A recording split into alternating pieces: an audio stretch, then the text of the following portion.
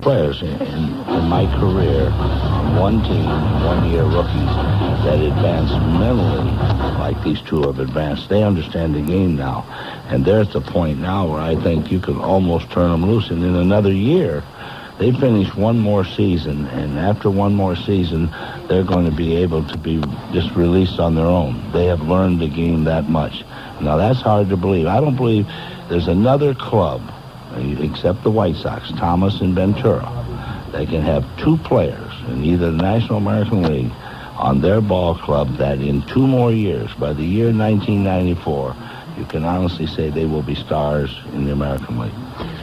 Team showed a lot of power, expected to show a lot of power. Was it too one-dimensional this year? Yeah, too one-dimensional, but those things happen. We had a lot of tremendous power. The game cannot be played on. I've always said if you're going to live by power, you die by power, and eventually you do. But I thought overall, as I said, with the improvement we made with those two young men, made the season. You know, when you figure we went basically the year without Trammell, we had Trammell maybe 60 games healthy all year. And you have a guy that plays, missed 100 games, you're not going to go nowhere when he's supposed to be your big guy.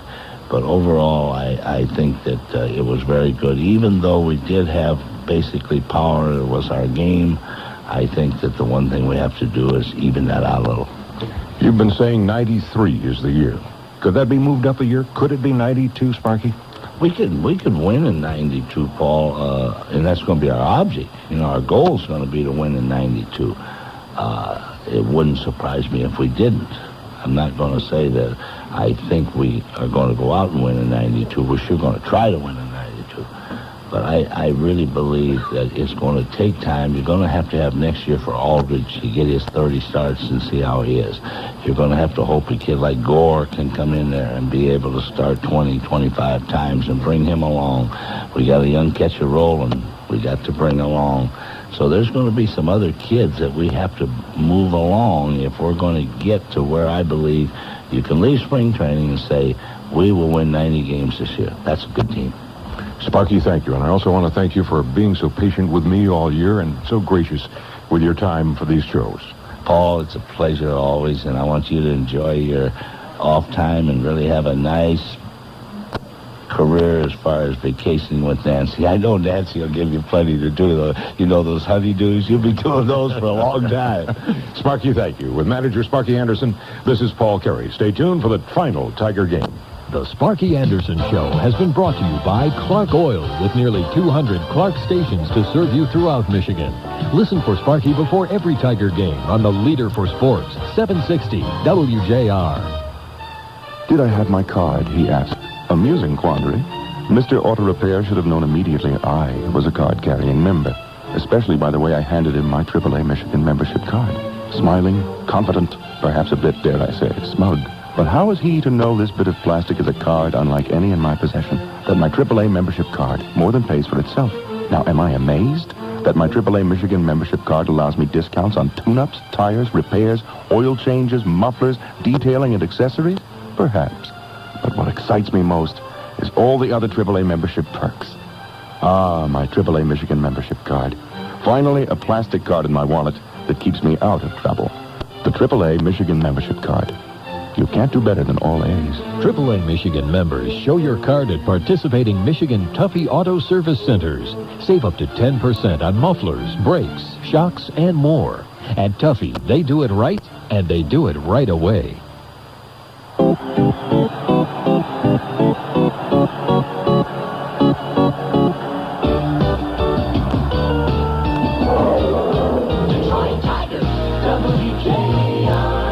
Tiger Baseball is on the air. WJR, the station you can depend on for sports, presents the Detroit Tigers and Baltimore Orioles, live from Memorial Stadium in Baltimore. Tigers Baseball, WJR. This game is brought to you by Busch Beer. Don't just reach for a beer. Head for the mountains. Marathon, an American company serving America. Health Plus of Michigan. Get the big plus. Health Plus. The Honey Baked Ham Company. The Farmers Insurance Group of Companies and your local farmers agent. And by your Greater Detroit area Lawn Boy dealers. Detroit WJR. Fairlane Ford presents Tommy, Joey, and great cheeseburgers. Hello? Tommy, you were right about Fairlane Ford in Dearborn. Well, did your dad get a great deal? You bet. He couldn't believe it. They gave him $700 more than the other dealer for his old car. $700? Yeah, and that's not all. The place was so big, it looked like it had 1 million cars. 1 million cars? Yeah, and it was so easy to find. Just east of Southfield on Michigan Avenue by the McDonald's. Yeah, I know. Where they have the great cheeseburgers. Yeah, you were right about that, too. I got a great cheeseburger at Fairlane Ford. You got what? A great McDonald's cheeseburger at Fairlane Ford. Are you kidding me? No. I wonder if my dad needs a new car now. Dad! Dad! Fairlane Ford, where you always get the best deal and save more money on Michigan Avenue, east of Southfield in Dearborn. And I guess we do have cheeseburgers. Any bank can put together a standard loan that may sound satisfactory, but Manufacturers Bank has the expertise to provide a complete range of loan options for individuals. Almost 60 years of experience as the bank where business banks has taken us far beyond the basics to create loans unique to customers' needs.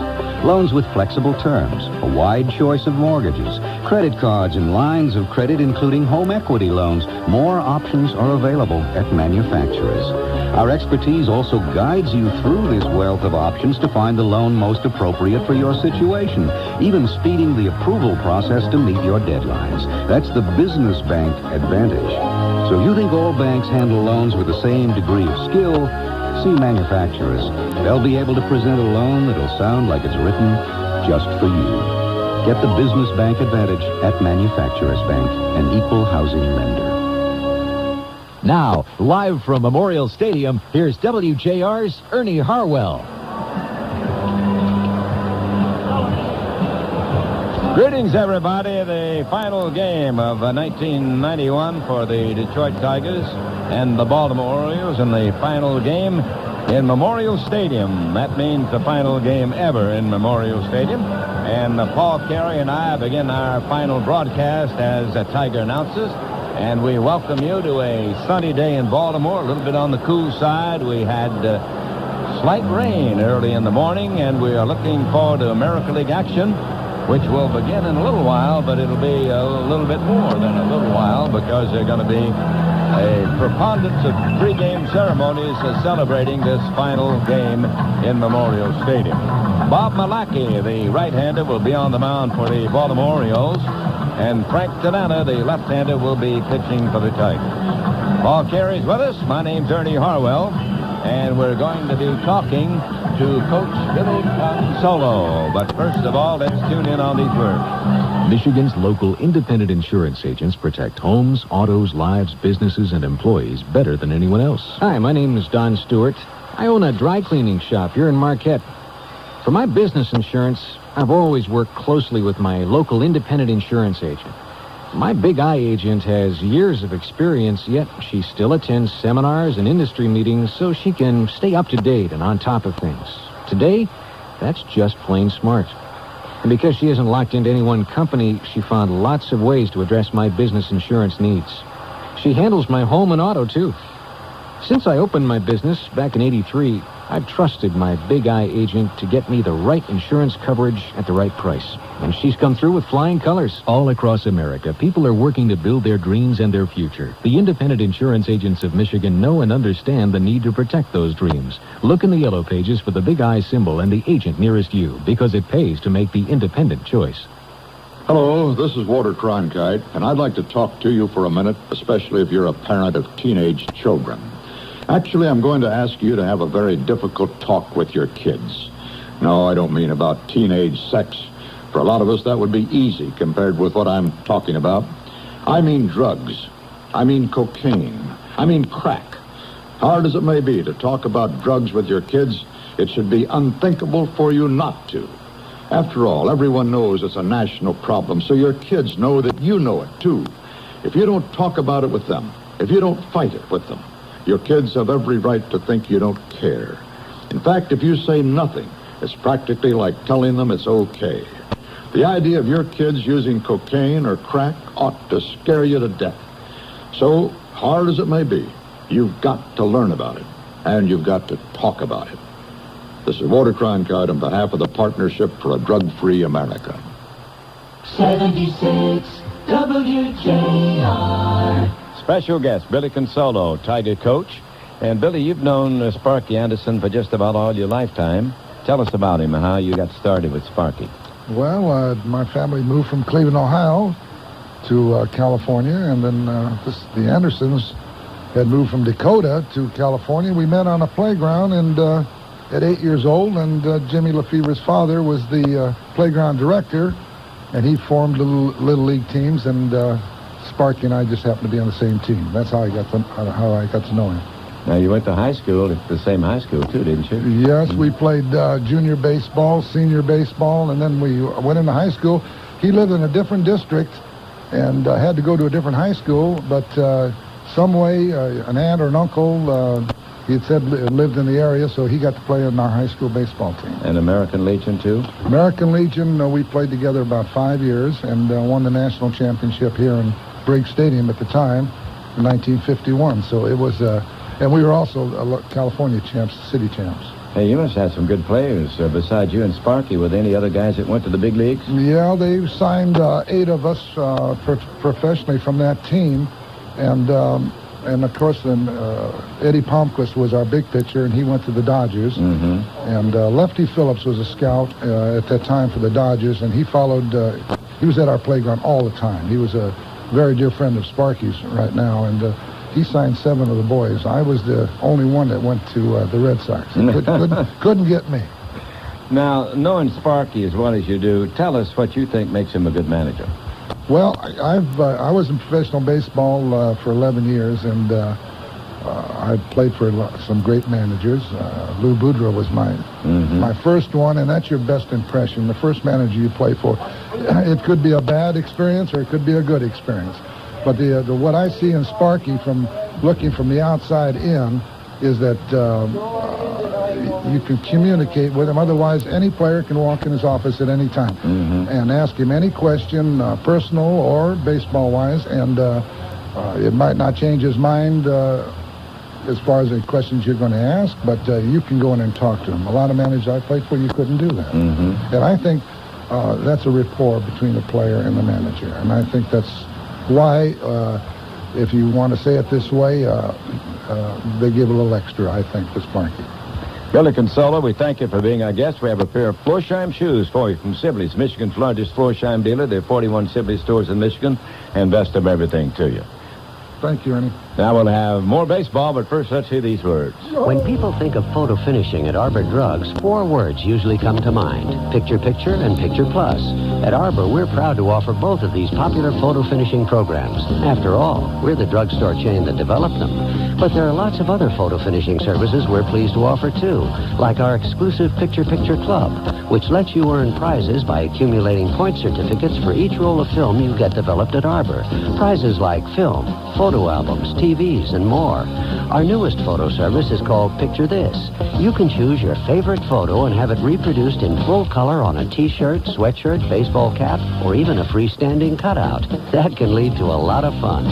Then there's Arbor's friendly photo clerks, who not only answer your questions, but also fill out your photo envelopes for you. Talk about service. And to complete the picture, Arbor has a fine selection of film, cameras, frames, and albums. The photo department at Arbor. Come see the difference. Hey, watch me trip up this lawn boy salesman, son. You know you can pick up a few tips from your old man. Yeah, sure, Dad. Good afternoon. Can I help you? Yes, we're looking for a mower for the 90s. You know, one that can do it all. Not that they even make such a thing. Oh, they do, sir. It's called the Mulchin' Mow from Lawn Boy. Just testing them, son. As a state-of-the-art mulcher, it feeds valuable clippings back into your lawn. But when the grass is too tall and thick to mulch, it converts to a bagging mower. It even shreds or bags leaves for the fall. Yeah, probably have to be a rocket scientist to convert the thing, eh, boy? Actually, it converts in seconds. No tools needed. Like I was saying... Right, Dad. So, have we got ourselves a deal? Yes, but I won't pay a thing until April 1992. No problem. See, what I tell you, son, got to take control. Dad? Yes? It says no payments till 92 on the sign. Go do your homework. Oh. See the full line of Lawn Boy lawn and garden equipment at Riverview Hardware on 4th Street in Riverview and George's Sales and Service on Plymouth in Redford. And remember, mow now, pay later. No payment on a Lawn Boy Molten Mow till April 1992. WJR Tiger Baseball. Well, there's a pretty full schedule, but the results of the game don't mean a whole lot here on this final day of the season. It's just sort of wind-up time for everybody.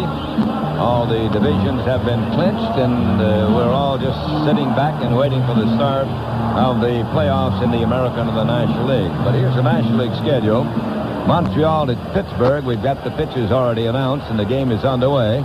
Montreal did not score in the opening inning. The Pirates are batting in their first inning, and it is Barnes against Smiley in that one. Houston and Atlanta, they will start a little bit later on. Atlanta still celebrating their victory of yesterday over Houston that gave them the division title.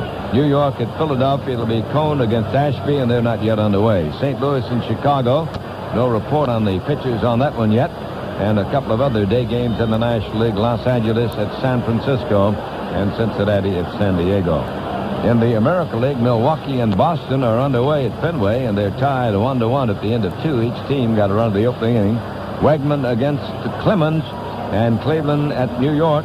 It's Nagy against Island in that one. No score, neither team able to get a run in the first inning. Toronto, Minnesota, nothing in on that one yet. Hetkin against the Edens.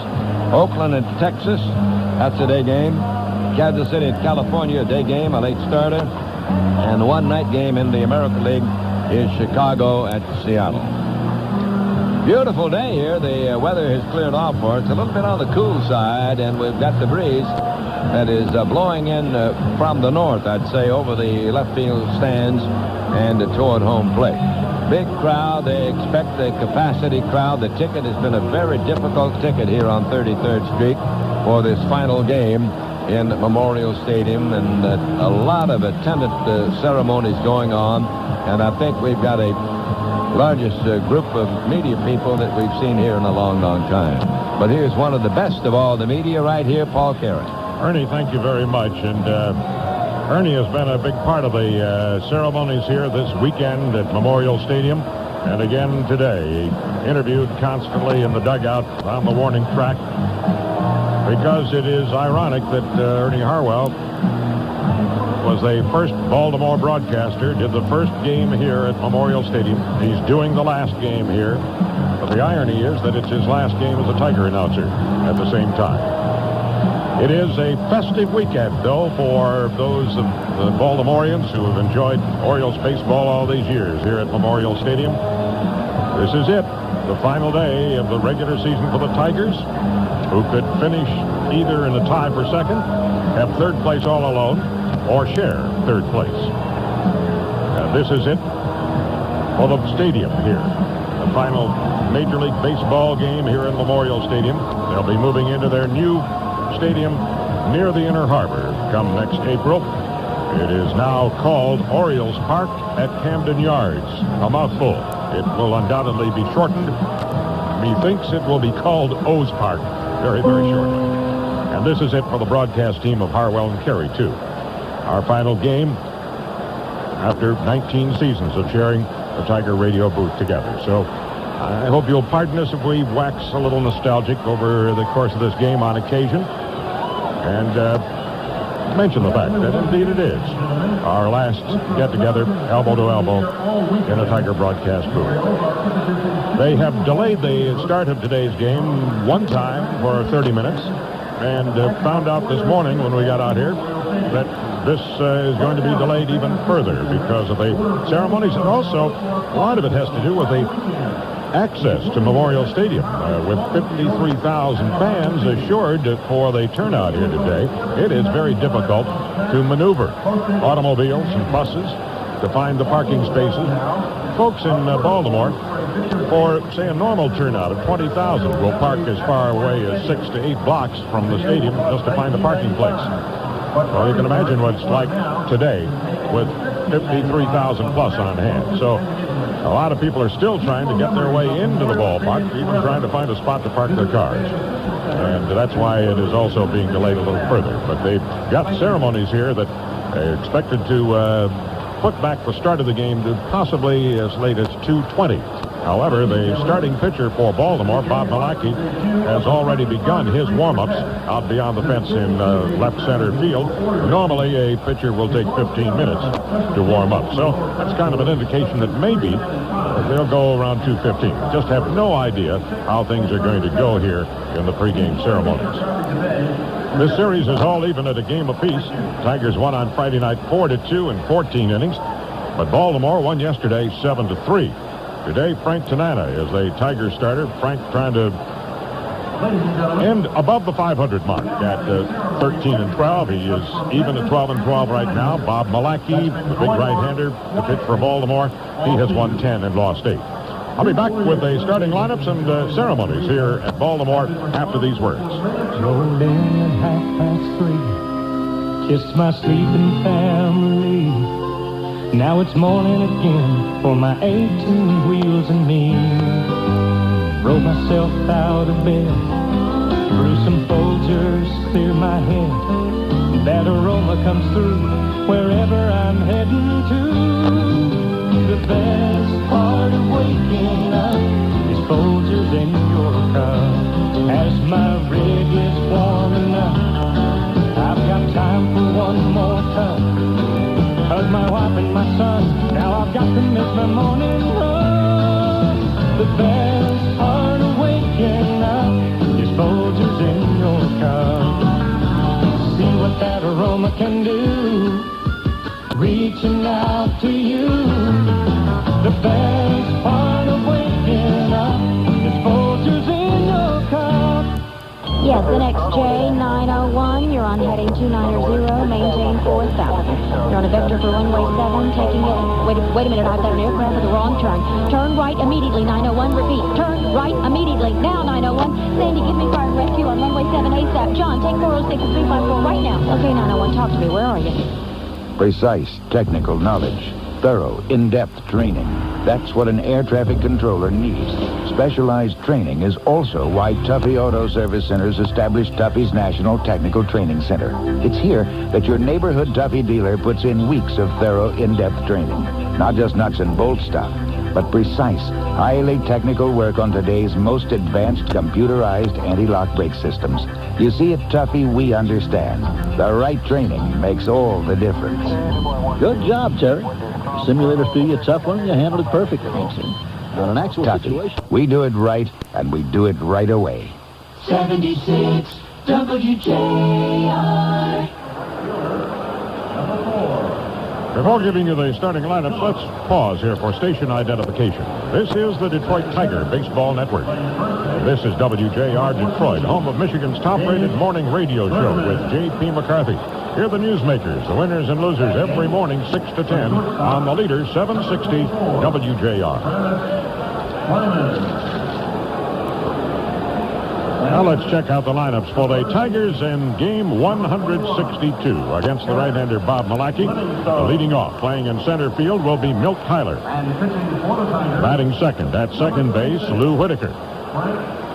Batting third, left fielder Lloyd Mosby. Batting fourth, the DH for the Tigers, Cecil Fielder. Batting fifth and doing the catching, Mickey Stanley. Mickey Stanley. That's how my concentration is going. Well, hello, Mick, wherever you are. Batting fifth and doing the catching for the Tigers will be Mickey Tettleton. Batting sixth and in right field, Tony Phillips. Batting seventh at first base, Dave Bergman. Batting eighth and playing shortstop, Travis Fryman. And batting ninth at third base, Scott Livingstone. The Tigers will have Tyler leading off in center, followed by Whitaker at second, Mosby in left, Fielder the DH, Tettleton catching, Phillips in right, Bergman at first, Fryman at short, and Livingstone at third. Well, the colors are moving out into the field out in left center field here as Chris Ely on the public address system presents the starting lineups for the Orioles today against the left-hander Frank Tanana. Leading off, playing center field, will be Mike Devereaux. Batting second, left fielder, Joe Orsolak. Batting third, at shortstop, Cal Ripken. Batting fourth will be first baseman Glenn Davis.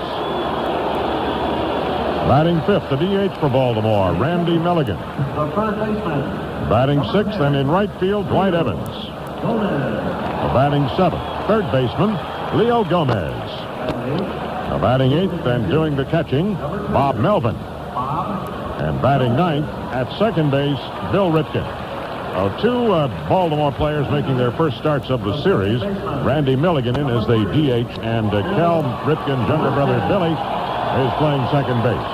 Devereaux will lead off and play center, followed by Orsolak in left, Ripken at short, Davis at first, Milligan the DH, Evans in right, Gomez at third, Melvin catching, and Billy Ripken at second base.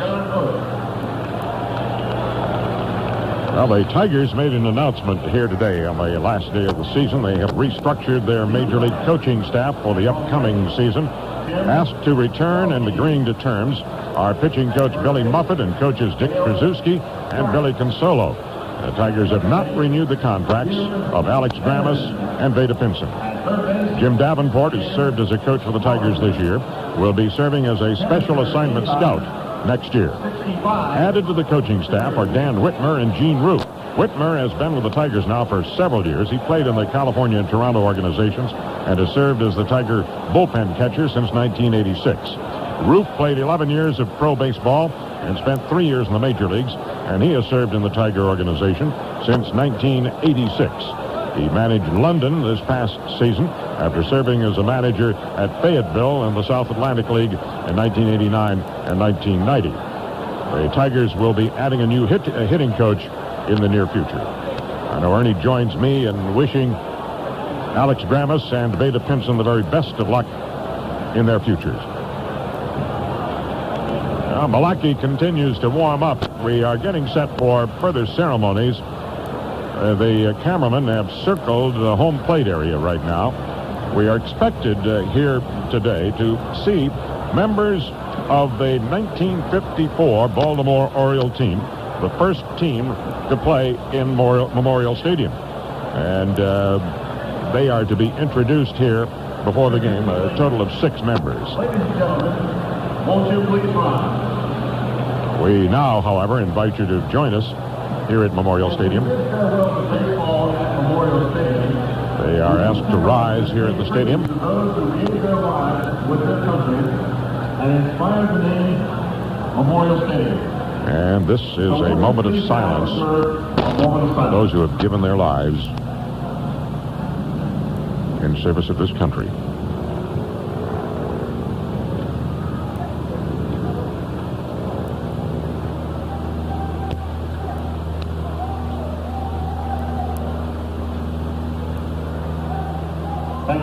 A moment of silence dedicated to those who have given their lives for whom this stadium was dedicated, Memorial Stadium in Baltimore. Performances of the anthem in the glorious history of Memorial Stadium. And today, for the last time, we'll hear their proud rendition.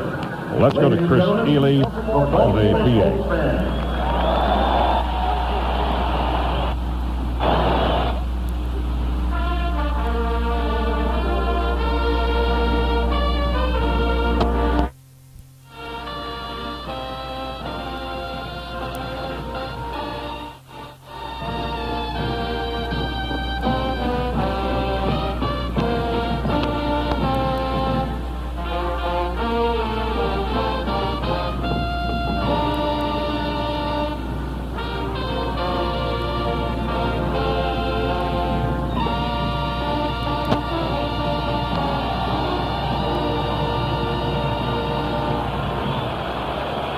That's the national anthem performed one last time at Memorial Stadium by the Baltimore Colt Band. They were entertaining out in center field earlier and now have been out on the platform below one of the large scoreboards and beyond the unused center field risers out there.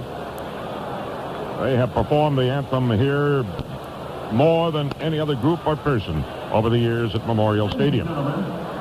The colors now are being trooped off toward the gate out by the Baltimore bullpen.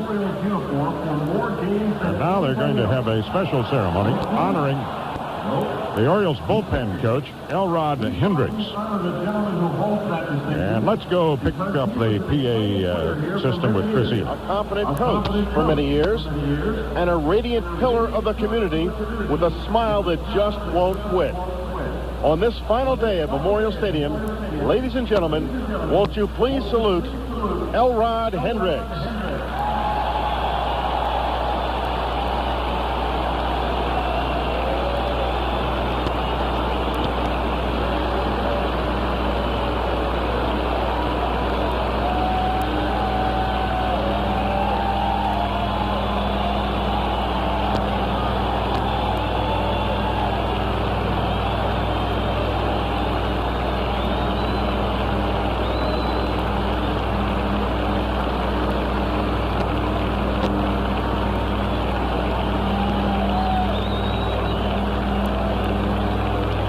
A long ovation for Elrod Hendricks, the bullpen coach of the Orioles, and now his acceptance.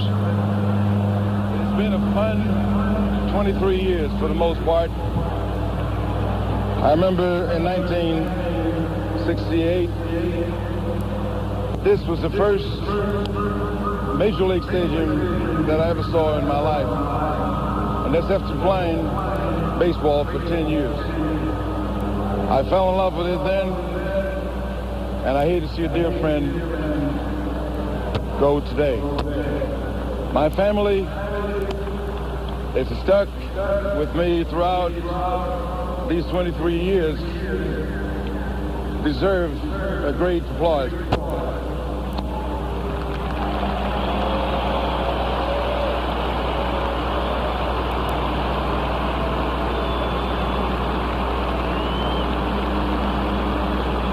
They have been the ones who, when we have bad nights, they kiss the brunt of it.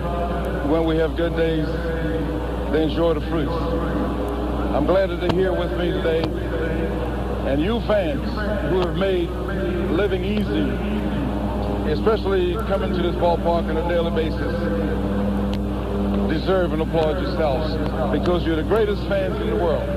I thank you very much.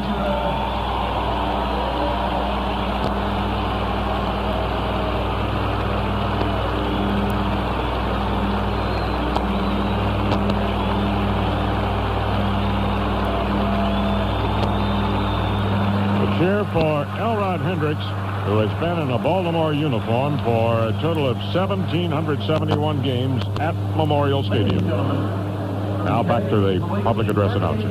The Orioles have played ball on 33rd Street. And we thought it would be fitting if some of the original Orioles of the 1954 team could step on the field just one more time. And so we're happy to tell you that we have several of them here to do just that.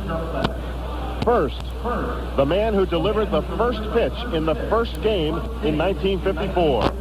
He wore number 33 on his back and earned the nickname Bullet Bob. Say hello once again to Mr. Bob Turley.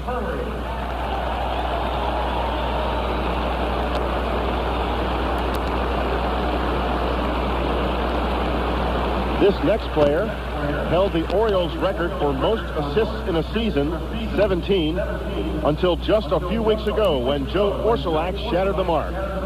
Won't you welcome back Chuck Deering.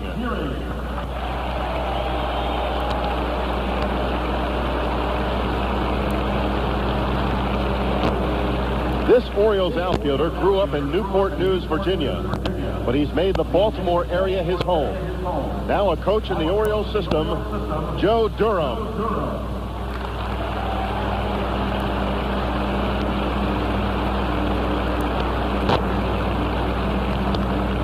Next, we say hello to a man who played in 1954 and 1955 for the Orioles. Welcome back, Gil Cone.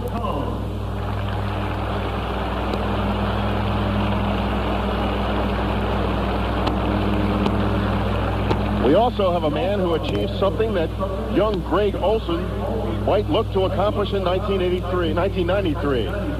This pitcher hurled 3 shutout innings to earn the Most Valuable Player award of an All-Star game in Baltimore. That was in 1958. But this pitcher also was with the Birds that inaugural season. welcome back Billy Odell.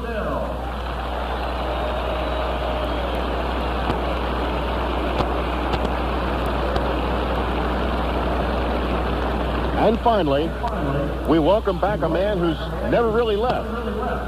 He was the shortstop on that 54 squad, but many of us remember his long and faithful service in the third base coach's box with that big number 55 on his back. Now athletic director at Towson State University, ladies and gentlemen, Billy Hunter.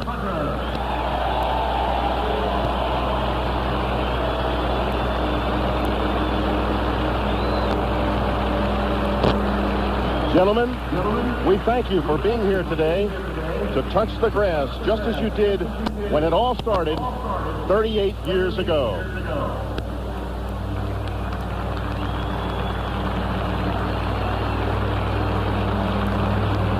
The introduction of 6 members of the 1954 Baltimore Orioles team.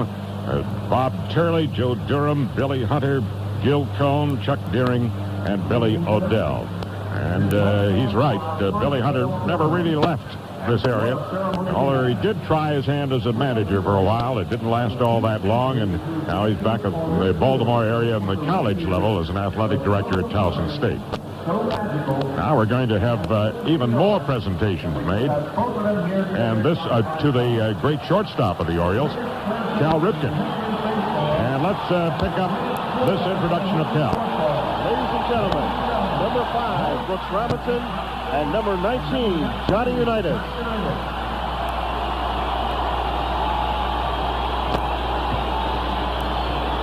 This is not just for Cal Ripken. There's Johnny Unitas with a football, and Brooks Robinson with a baseball to throw the first pitches here before this final game at Memorial Stadium.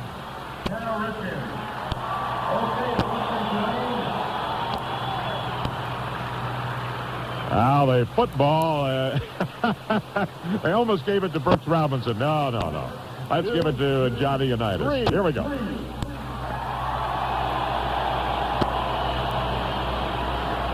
Well, that is very apropos because this field was a field in which both those gentlemen had so many great afternoons and evenings in baseball and in football. Brooks Robinson, Mr. Baseball in Baltimore, the great third baseman. Johnny Unitas, the great quarterback for all those years with the Baltimore Colts. Now the photographers are having a field day here out in front of the Baltimore dugout, snapping pictures of Brooks and Cal Ripken and Johnny Unitas. Bob Malacky has long since completed his warm-up tosses out on the Baltimore bullpen. I don't know if he's had a chance to get back to the dugout yet or not. The umpires, however, are making their way out to home plate. Manager Sparky Anderson bringing out his lineup card for the last time here in 1991 to meet with manager Johnny Oates of the Orioles. The umpires will line up this way. It'll be Tim Welke behind the plate, Dale Scott at first, Jim Evans at second, and Dan Morrison will be at third. Well, it looks like we may get around to getting a game underway here fairly shortly at Memorial Stadium, and I'll be back for the start of that game in a moment. How knowledgeable are you about the Michigan Lottery game Keno? Take this simple Keno quiz and find out. Question 1. Keno's top prize is a secret $250,000 guaranteed cash, the Starship Enterprise. Question 2. Win $250,000 playing Keno and you will never see the money. Receive it in returnable pop bottles. Get $250,000 in cold hard cash. Question 3. Your chance to win $250,000 playing Keno happens when it happens. Every hour on the hour. Every Monday, Tuesday, Thursday, and Friday. Okay, how'd you do? If you knew Keno's top prize is $250,000 paid in cash and drawings take place 4 days a week, congratulations! You are now ready to visit the Dean of Keno Learning, your Lotto retailer. If not, well, see him anyway and ask about tutoring. From an instant ticket to $250,000, Keno has had over 4.5 million winners across Michigan, including over 2.5 million winners here in the Metro Detroit area. Golf the new 18-hole championship course, Elk Ridge in Atlanta, Michigan. Tee times available. Call 1-800-626-4355. Sponsored by Honey Baked Ham Company. The Tigers play on WJR. Well, the Orioles have taken the field now. Bob Malachi out the middle of the diamond, ready for his final tune-up tosses. Malachi had the Tigers' number for a while after he got up to the major leagues, made his debut against the Tigers, and he was sensational. He,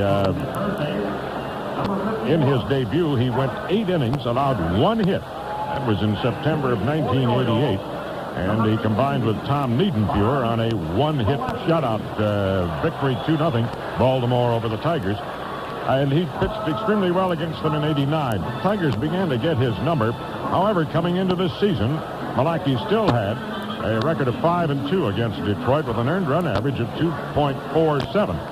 But this year, in 3 games, 2 of which were starts, the Tigers had pinned 2 losses on Malachi. In 11 innings, he has given up 14 hits, 14 runs, 13 of them earned.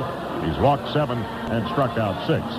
Well, he's had some problems with the Tigers this year, but otherwise it's been a pretty good year for Malachi, despite the fact that he did not get underway with the season very early. He started out the year at Hagerstown in Double-A ball.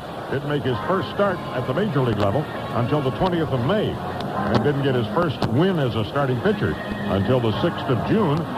He comes into the contest here this afternoon with a record of 10 wins and 8 defeats. The last time out on Tuesday at New York, Bob was not the pitcher of record in the 11th inning loss to the Yankees 3-2. He went 9 innings in that game and gave up just 2 runs on 6 hits. Game 162 here at Baltimore's Memorial Stadium for the Tigers and the Orioles. Milt Tyler steps in to lead it off, and here to begin the play-by-play of his final game as a Tiger broadcaster is Ernie Harwell. Thank you, Paul, Carey, and hi again, everybody. It's been a wonderful association, Paul, with you, and we're ready to go. The pitch is a strike called on Tyler. The big right-hander, Malachi, got that first one in. It was a breaking ball. Gomez is at third, Cal Ripken at short, Billy Ripken at second, Davis at first base, Orsolak, Devereaux, and Evans in the outfield for the Birds, and Malachi on the mound. Tyler batting .255. He swings and fouls one toward the third base side. It'll reach the seat. But a man from Reisterstown will take that one home. Whitaker will bat next, and then it'll be Mosby here in the opening inning. The sun is shining. We've got a lot better day, I think, than we anticipated, Mr. Carey. Absolutely. They were talking about rain all day. Well, here's Kyler stepping back in now. Strike 2 count on him. Malachi looks for the sign from Melvin. And deals it is a ball low. It hit in front of the plate and bounded away. Tim Welke, the Michiganian, umpiring back of the plate. Dale Scott over at first. Jim Evans is the second base umpire. And Dan Morrison is back at third. Had a little chat on the phone with Rex Barney. He said to tell you hello. Rex says he's feeling good and he'll be back in baseball pretty soon. Oh, I'm sure it had to really hurt to miss these last 2 games. Sure did. Here's the pitch. He swings as a little number past Malachi, fielded now by Gomez. The throw to first. He is safe. He beat it out. Kyler's speed pays off with an infield hit to start the game. That'll bring up Lou Whitaker, the Tigers' second sacker. And second, the second baseman, number 1. By the way, a young man asked me to propose for him. I'm going to have to do that during the game here today. So stand by. We want to tell Rachel Rosmiz at Michigan State that a proposal is forthcoming. I wonder if she knows from whom. Yeah. Here's the pitch. It's a strike call. Strike 1, the count on Lou, batting .281. It's been a good year for the Tigers' second baseman. 23 home runs and 78 runs batted in. Kyler on first. He's a threat to run at all times. Here's the set by Malachi. And the big right-hander flips on over to first baseman Davis, but Kyler back in time. Rachel, I want to tell you that John Miller wants to marry you, and you can give him an answer anytime you want to. John Miller says to Rachel Rosmiz, marry me. Here's a pitch outside. No. Just don't get confused. Janine wouldn't like that. No, I don't think Janine would go for that. Janine wouldn't really give her full approval of that maneuver. Now, Lou Whitaker waiting. Here's the set, the pitch. He swings, ground ball, hit between the legs of Davis. Here comes Kyler, rounding second, heading for third. He'll make it easily, and the Tigers have runners at the corners in the first inning. An error is charged to Davis, and that one went right through his leg. And in third, the left fielder. Man on first and the man on third, nobody down, and that sets the table for the shaker himself, Lloyd Mosby, stepping in. 34 RBIs, 6 home runs at a .255 batting mark for Mosby. They'll keep the infield back in double play depth at this stage of the game. Breaking ball from Malaki, and it is a ball low, ball one. Great crowd here today. You don't see any empty seats in this Memorial Stadium on the final day of its existence for baseball. Here's a pitch outside. Just thinking about it, I did a football game here when I did the Colt games. And the first Colt game I ever did, the great Alan Amici broke loose on the first time he took the ball and ran 78 yards for a touchdown against the Bears. That was a thrill. Here's the pitch. He swings and misses. And I think one of the big baseball thrills I got here, Paul, was Rocky Colavito's 4 home runs for the Cleveland Indians. I know one of yours was a base hit down the right field line by a gentleman that we all know. Yep, Al Kaline's 3,000th hit, a 2-base hit, leading off the 4th inning in a game in 1954. Yes, sirree, that was a beauty. Not 54, in 74. Yeah, 74. Here's the set now, the pitch. He swings and misses. He was fooled by a changeup, and Mosby pulled the trigger too soon that time. Just underway at Memorial Stadium. This is the game delayed by ceremonies, and I'm sure this is one time that nobody really minded. Malaki gets his sign now from the catcher, Bob Melvin, and Mosby thinks he's taken too much time, so Mosby steps away from the plate.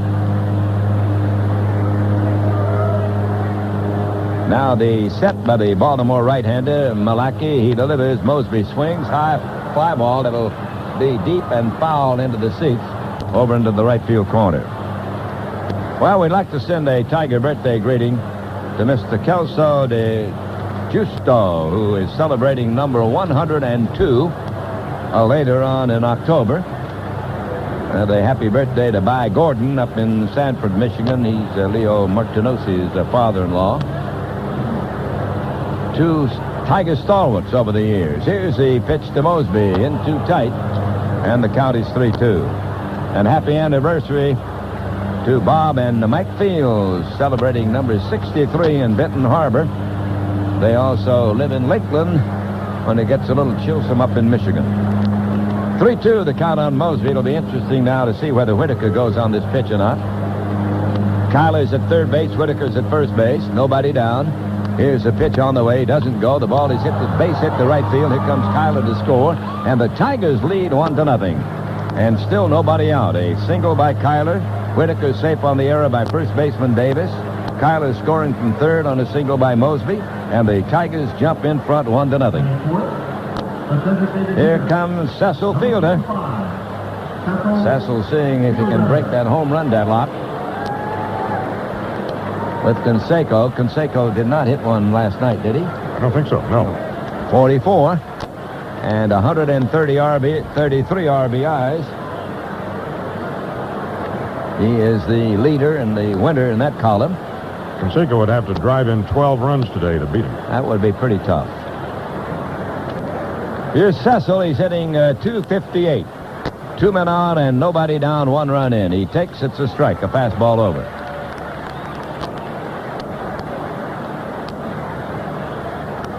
I don't know how we're going to find out whether John Miller's proposal was answered in the affirmative or not, but maybe they'll let us know. Here's the set. Here's the pitch on the way. There's a pop-up, and it is a foul. Here comes Melvin near the seats, and he drops the ball. He had it. It hit the edge of his mitt and bounced away. See whether the scorer gives him an error or not. He was near the seats. Wasn't the easiest play in the world, but my opinion says that he should be given an error. But my opinion doesn't count, does it? No error, says the scorer. To me, big leaguer has to catch that ball. Strike two, the count on fielder. Tettleton, the ex-Oriole, waiting on deck. 1-0 Tigers in the lead in the very opening inning. They've got 2 men on and nobody down. Malecki to the belt now deals. Here's a swing and another pop-up foul. And here comes Melvin again, this time back of the plate, and makes the catch for the out. Fielder fouls to the catcher. Tettleton will be the batter.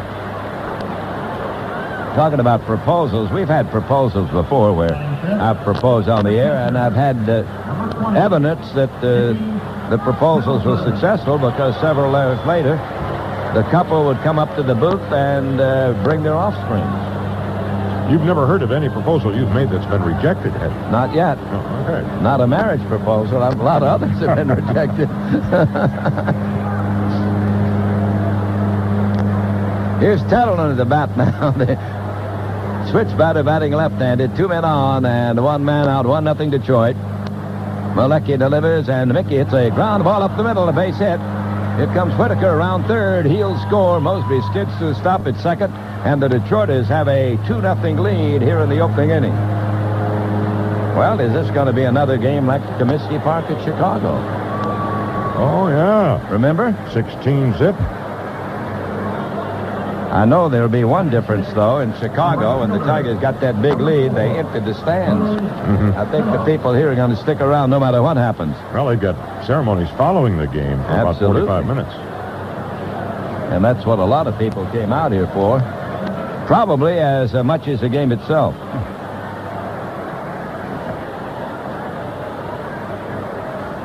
Two runs in for the Tigers. They've got 1 out and 2 on. Here's Tony Phillips. Tony batting .282 with 17 home runs and 71 RBIs, swings and misses. 3 singles by Detroit, plus the error by Davis. Sending 2 across for the Tigers. Bergman's going to bat next. Gomez about even with the bag at third. Here's the pitch on the way. He takes the ball low. 1-1 the count.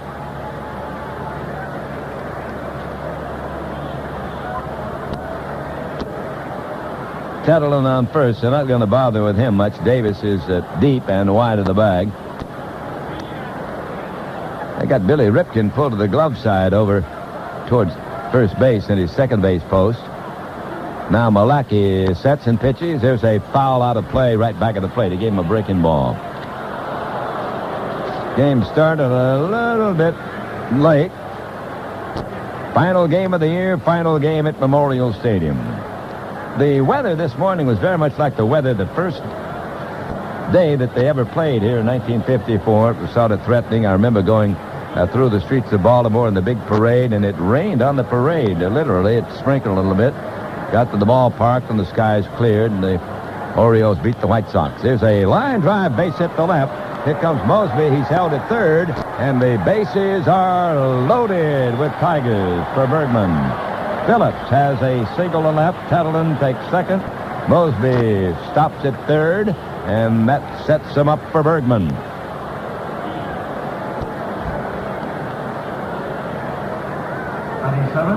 Dave says he's going back to Grosse Pointe, relax for about a week, and then get back to business. His brokerage business. Here comes Al Jackson out, the pitching coach. Malecki's been touched up pretty well here with 4 singles. Melvin's gone out to the mound to talk with the pitcher and the pitching coach. By the way, speaking of official scorers, they had an official scorer here named Cummings back in Baltimore back in 1906. And he made a decision that the pitcher for the Baltimore team didn't like. The pitcher's name was Mason. So Mason got the water hose and squirted Cummings, the official scorer, because he didn't like the decision. And he was fined $50 and suspended for that. So we better watch out. Well, the conference is over. We'll get in the station break in a minute. Here's Bergman at the plate. And the pitch to Dave is a fastball low. 233 hitter. Almost the time of day here at Memorial Stadium. They've got Davis a little wide of the bag, and Phillips can lead off behind him. Set by the big right-hander Malaki, and the pitch is swung on. There's a fly ball to center. Devereaux digging, won't get it. Into score comes Mosby. Here comes Tettleton to the plate. He scores. On to third goes Phillips. The Tigers get two more, and they are off and running at Baltimore. And they are still on the bases at the corners with only one down. It's a 4-0 Tiger lead, and here comes Fryman, the 8th man to bat here in the first inning. Put down 2 RBIs for Tony Phillips. And we'll pause briefly for station identification. This is the Detroit Tiger Baseball Network. This is WJR Detroit, the flagship station for Michigan football and basketball, as well as Tiger Baseball and Red Wings hockey, the leader for sports in Michigan, 760 WJR.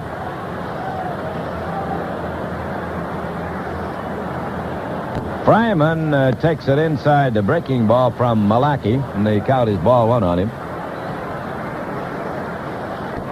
This youngster has given the Tigers an excellent year. Travis batting .259.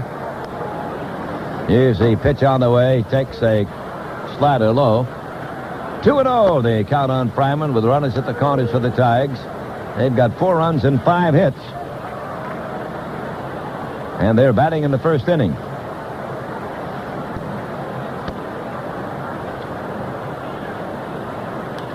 There's a ground ball to third. Gomez over to Ripken over to first. Double play by the Birds, and the Tiger first inning is over. But they get 4, and at the end of the half inning, it's Detroit 4, Baltimore coming to bat.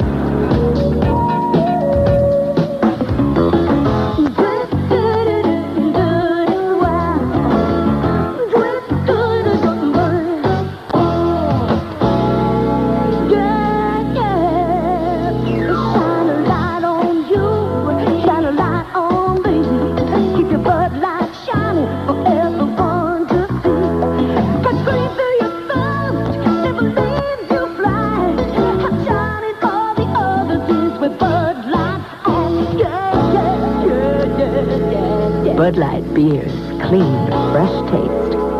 Won't fill you up. Never let you down. You can taste it, you can feel it. You know you got it right. 'Cause everything else is just a light. Keep your Bud Light shining on. Just the light. Keep it shining. Anheuser-Busch, St. Louis, Missouri.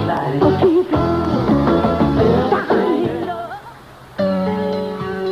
When the Johnsons of 3714 Walnut Street needed help with emergency medical care, we were there. When the Wagners of 435 Main asked about coverage for their son at the University of Oregon, again, we were there. In fact, for over 14 years, Health Plus of Michigan has made health insurance simpler and more convenient for thousands of Michigan families by offering more benefits, more advantages, and better service. That's how we became one of Michigan's largest managed health care systems. Take it from the Johnsons, the Wagners, or even the Kinsellas and Scarpettis. There's no better way to manage your family's health than through Health Plus. And now we also provide more opportunities to join. Many Michigan employees from large and small companies can choose Health Plus as their health plan. Call now and find out how your family can join the Health Plus family. In the Detroit area, 1-800-848-4844.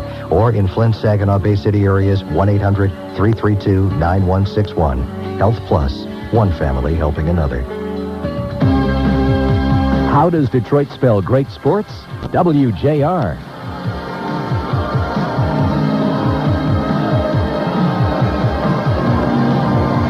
Tigers got 4 in the first inning, and now Baltimore comes to bat against the old tantalizer, Frank Tanana. It will be Mike Devereaux to lead it off for them, their center fielder. Frank has finished his tune-up tosses. Working with a little cushion here at the start of the game, his teammates got him 4. Devereaux will lead it off. The right-hand batting outfielder hitting .260. He has 19 home runs and 59 RBIs. And Mike waits and now takes a curve in for a strike.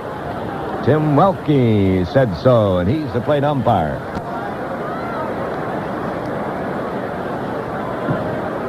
Here's the windup by the Tiger pitcher. And he fires outside the count even on the leadoff man, Devereaux, 1-1. Orsilak will bat next, and then it'll be Cal Ripken. Capacity crowd here on a sunny Sunday afternoon in Baltimore. There's a breaking ball over for a strike. 1-2, the count on Devereaux. Frank gets his sign from Tettleton and deals again. Devereaux backs off an inside fastball, the count even 2-2. Some of the Tigers will fly back to Detroit and then scatter to their homes from there. And others will just take off from Baltimore and go to their respective hometowns. A lot of them have a good bit of equipment they've got to take away from Detroit. There's a foul back toward the press box.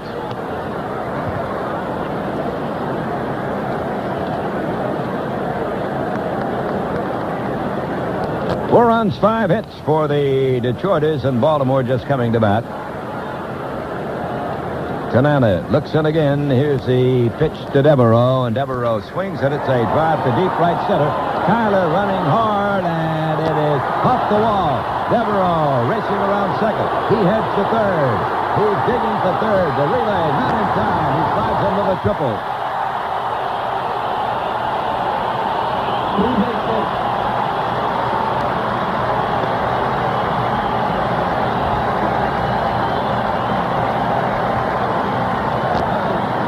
That one got up the alley, deep right center field. Kyler chased it down, had a little trouble picking it off the fence. And Devereaux makes it all the way to third with a leadoff triple. Here's Orsilak. Joe batting .280 in 142 games. Tigers will play their infield deep now, give up the run in exchange for the out at this stage of the game with a 4-0 lead. Left-hander against the left-hander. And the pitch is on the way. He takes it to strike.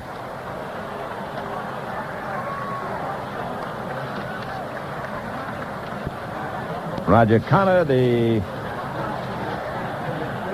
ace of the Mayo Smith Society, over here to see the Tigers in action. Here's the pitch on the way. It's in too close. Roger works in Washington. It was really the birth of the Mayo Smith Society was in the nation's capital. 4-0, Detroit leading in the first inning. Baltimore batting with a man at third and nobody down. The pitch, and Orsilak hits a high fly ball drifting toward the foul line, and right it'll go foul back into the seats. Phillips chasing that one, but he can't get to it without buying a ticket. 1-2, the count on Joe Orsilak, the one-time National Leaguer. It's a fellow who seems to always pull himself out of the batter's box when he swings. He practically comes out of his shoes when he hits that high pitch. Johnny Logan used to do that when he was in the National League. Here's a pitch. Here's a ground ball up the middle off the glove of Tanana, fielded by Fryman. Throw to Bergman. He got him, and the run scores. It is 4-1. The Tigers on top. An RBI for Orsilak on the bounce out. Cal Ripken will be the batter. He is Mr. Oriole. Cal is a very private person, and when he comes to the ballpark, he doesn't come in the same way most of the players. He comes in the back way and walks across the field, and it was such a big crowd here early that they spotted him today and gave him a big ovation when he came to work. Batting .325, it's a line drive right to Whitaker's glove for the out. They hardly had time to get the MVP chant started before he hit that first pitch. 2 down, and Davis will be the batter, another ex-National Leaguer. Glenn Davis.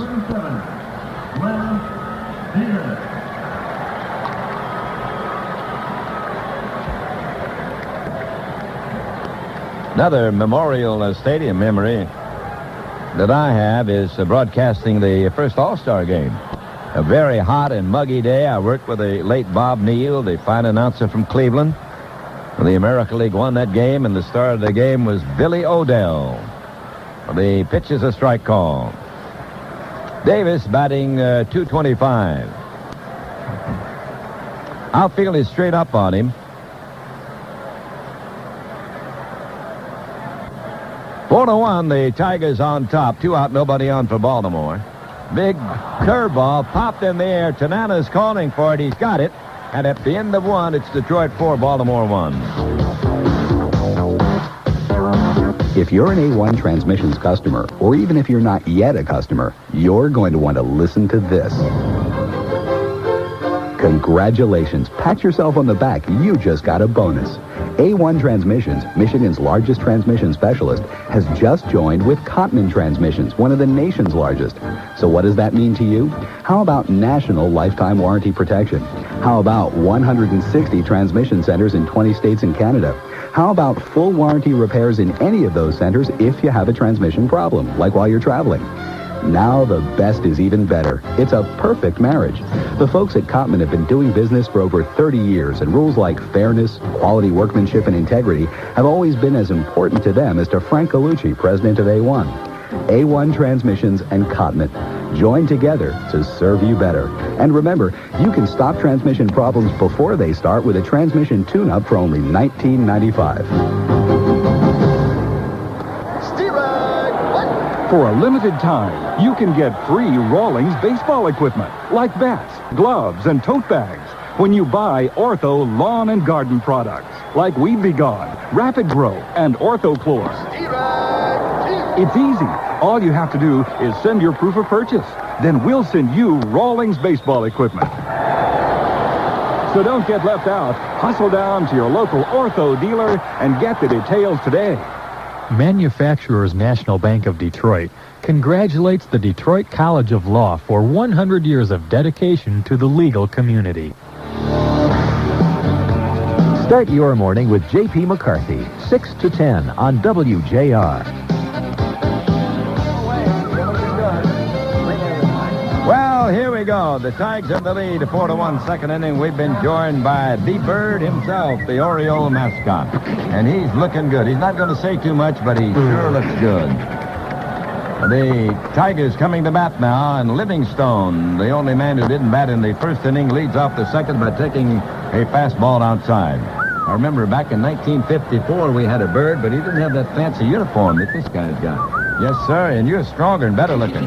Here's a swing and a miss. We had a guy named Johnny Myers who was the Bird at that time, and he had a lot more feathers, and he didn't have the pizzazz that you've got. All right, here's the pitch. Swing and a pop up off at third base. It's a foul ball. Gomez is under it, and he's got it for the out. Livingstone fouls out to Gomez, and Milt Kyler, who started the game with a single, will be the batter. Milt Kyler. I hear the Bird call. All right, you got it. Thanks for coming by, Mr. Bird. All right. Believe me, we're for the Birds. People have said that about me for years. Here's Kyler, 1 for 1 for the afternoon. 4-1, the Tigers in the lead. Malaki delivers, and Kyler bumps the ball toward the second baseman, Billy Ripken. He is late with his little toss to first base, and Kyler beats it out.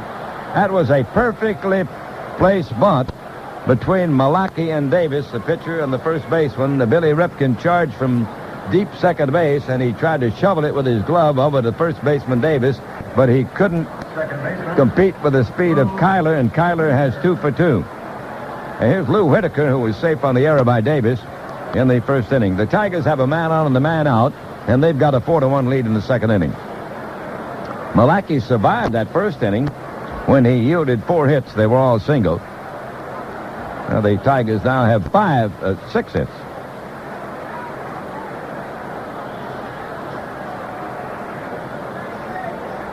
Well, Whitaker digging in.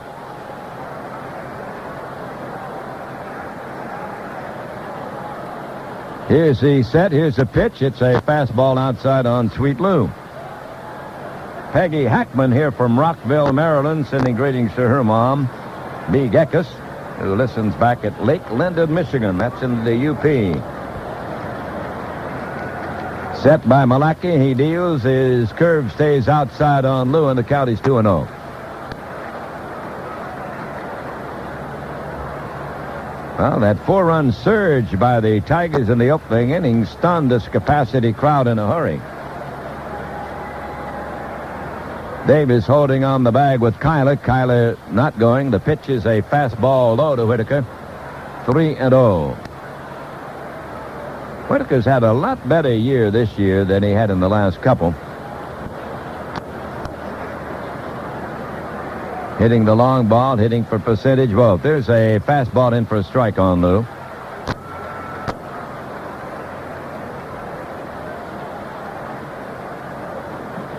Alex Kramus coaching at third base. Dick Trzaskowski coaching over at first. Here's the set. Here's the pitch. Runner goes. Here's a tap foul and out of play. Well, if you missed the early announcement, the Tigers have made some coaching changes. Pitching coach Billy Muffet and Dick Trzaskowski and Billy Consolo returning. But the Tigers have not renewed the contracts of Alex Kramus and Veda Pinson and Jim Davenport. And we'll miss those guys. Veda is not out here. The others are. The ones who've been released. We had a phone call from Veda and had a talk with him and wished him well. We know that he'll land something good. And he'll be a great asset to some other team. The Tigers have added Dan Whitmer and Gene Roof to the coaching staffs. And in addition, they're going to add a new hitting coach. But who that is to be, we don't know. There's a swing and a foul out of play. And once again, Kyler took off with a pitch and Lou fouled it off.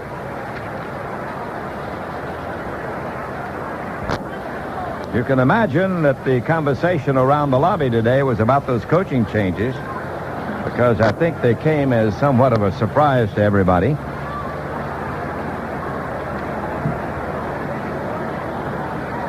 Now Whitaker digs in again. It is a 4-1 Tiger lead in the second inning. Bob Malachi on the mound for the Birds. He goes to the set at the belt. He delivers. There goes Kyler. The ball is hit foul again. A sharp ground ball past third. Ben Hassinger, who is the balladeer of baseball, one of them, sends greetings to his folks back in Lansing and Ishpeming. Always enjoy the tunes that Ben's written. He wrote one called The Voice of Summer, I Want to Be a Tiger, among his tunes that are baseball related. Now the runner goes. There's a tap back to Malachi. He's going to first base with it. And the batter, Whitaker, is out, but the hit-and-run maneuver moves Kyler into second base. So they're two down on the man at second, and that'll bring up Lloyd Mosby. Left fielder, Lloyd Mosby.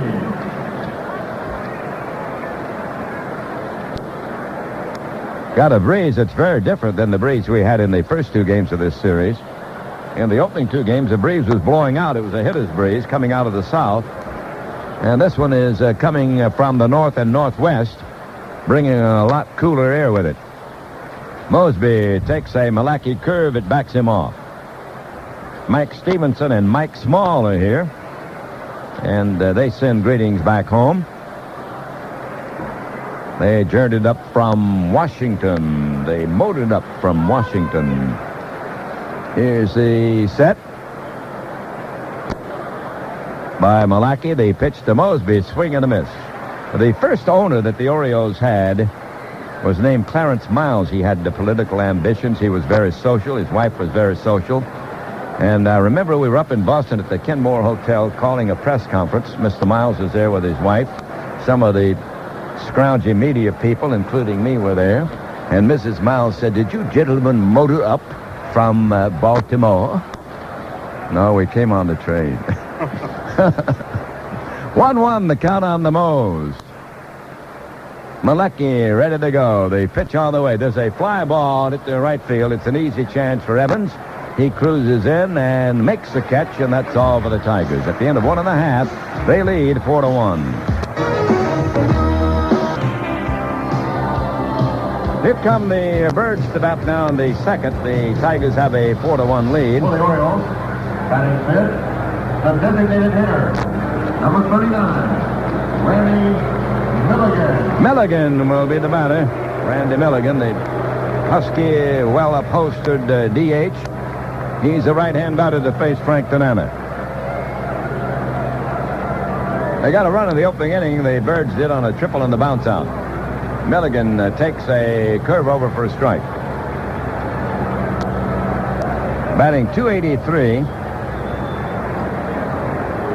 16 home runs. Here's the pitch on the way. And it's a fastball over, but it's low. Dwight Evans are waiting out on deck.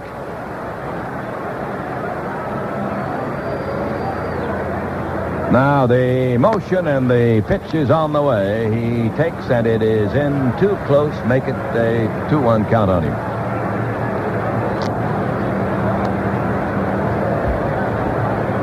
Outfield deep, outfield straight up, the infield back. Here's the pitch to Milligan. He swings and misses on that tantalizer. The old changeup got him. He pulled the trigger too soon. Dwight Evans will bat next, and it'll be Leo Gomez against the left-hand slants of Frank Tanana. Now they wind up. Here it comes. Takes the ball in too close. That's the fastball. Full count on him.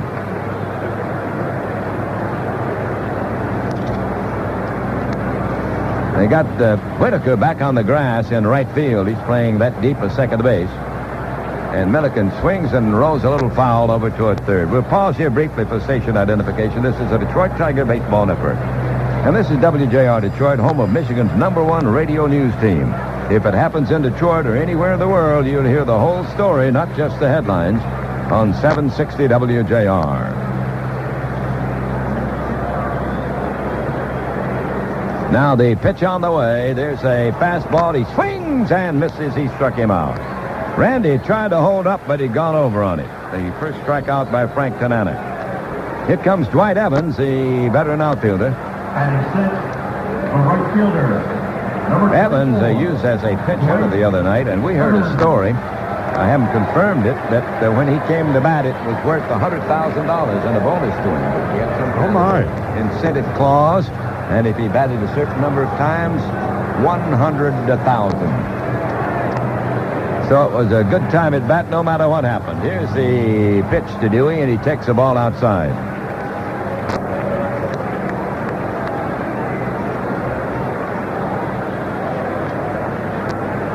Now they wind up by Frank. The left-hander deals a strike. He nipped the outside corner with that one. Pretty good breeze. It's coming in from left field and blowing toward right. Evans takes it as a ball outside. Tigers have Livingstone at third, Fryman at short, Whitaker at second, and Bergman at first. Mosby, Kyler, and Phillips make up the outfield. Tettleton catching and Tanana on the mound. Here's the pitch on the way. Evans takes outside. Breaking ball, high and away. Tigers got 4 in the first inning. Baltimore came back with 1. Tigers didn't score in the second. That's where we are right now in the Baltimore second inning. Now Tanana deals again, and Evans takes a walk. It was high and wide. That's the first walk off Tanana, and brings to bat Leo Gomez, the third baseman.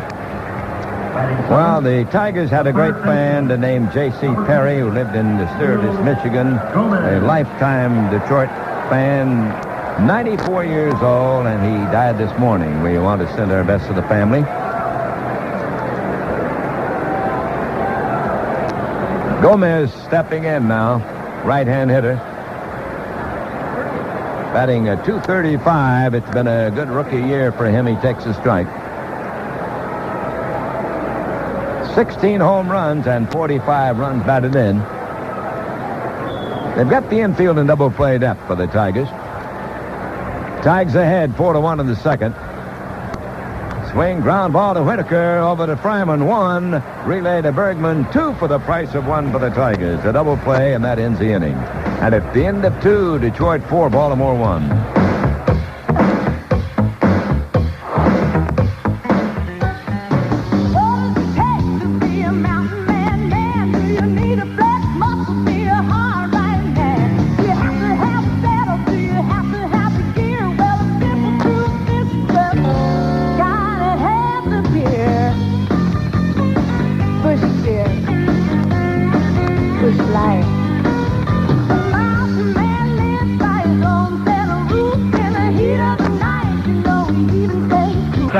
go to the Tiger third.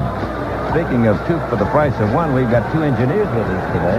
Yeah. Mr. Malley and Mr. Sorrentino. I hope they understand it's for the price of one. Oh, I don't know whether anybody told him that or not. Here's a Cecil Fielder at bat now. He fouled out to the catcher, Melvin, the first time, and takes a hard slider on the outside corner. Cecil, the co-leader in the major leagues in home runs with Jose Canseco. They're coming down to the final game. Tigers on top, 4-1. They're batting in the third. Malaki deals. Here's a foul back to the press box. We talked about the changes in the configuration here at this stadium from the original, and the original had a very deep center field. He had a terrace out there and a hedge in front of the terrace. And Chuck Deering, the great little center fielder in that first year, ran back and caught a fly ball almost in the hedge. Here's a fastball outside on fielder.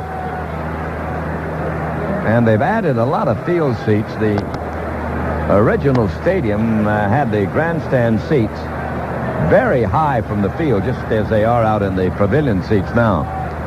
He swings and misses and walks back to the dugout. Fielder strikes out. A changeup got him.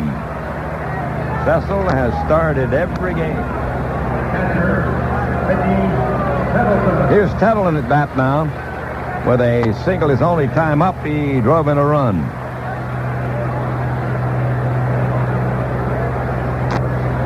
Malaki settled down a little bit after that 4-run first inning by the Tigers. Now Tettleton, the catcher, takes a fastball low. Ball one on the Oklahoman. He'll be followed by Tony Phillips.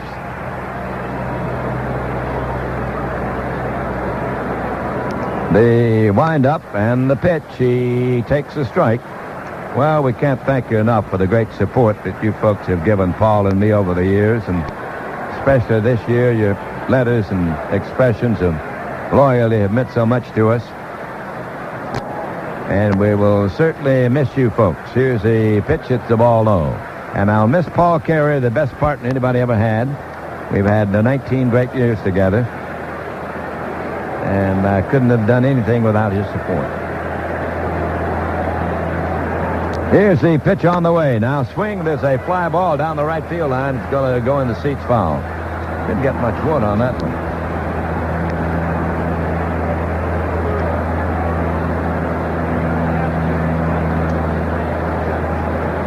Four runs and 6 hits for Detroit. Baltimore 1 run and 1 hit. An error for the Birds that led to some scoring opportunities in the first inning for Detroit. Now Tettleton waiting and swings and pops one foul. Back of the plate, here comes Melvin and chasing, reaching, and he makes the catch. He reached in and took that one away from one of the customers. 2 up and 2 down. Here comes Tony Phillips. Right fielder. Tony taking a black bat up there to the plate with him. The bat racks are standard equipment for baseball teams now, but up until the mid-30s, the professional teams, minor and major, would string their bats out in front of the dugout. And the players would go over there and sometimes trip on those bats and injure themselves. Here's a cut and a miss by Phillips. And Stan Hack did that one time at Wrigley Field, Chicago. And the groundskeeper, Bobby Dorr, not the same guy that played second base in the American League, decided that he would put those bats in a rack, and that's how the bat rack got started. Here's the pitch. It's a breaking ball outside. Wonder why nobody thought of that before 1935. Not only did the bats cause injuries, but they would get damp because they were on the ground. They get dirty. Guess it was just because that's the way it had always been done. Yeah, they did it that way, and they weren't going to change. There's a swing and a miss by Tony.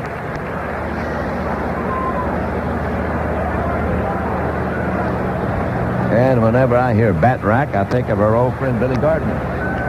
They called him Bat Rack because he owned a tavern called Bat Rack. 1-2, the count, and Tony Phillips takes the ball low. It bounced off of Melvin's chest. 2-2. Tigers in the lead. They got 4 in the first inning. Baltimore came back with 1, and neither team did anything in the second. The Tigers are batting in the third. Billy Gardner has to be one of the wisest managers ever, though, Ernie.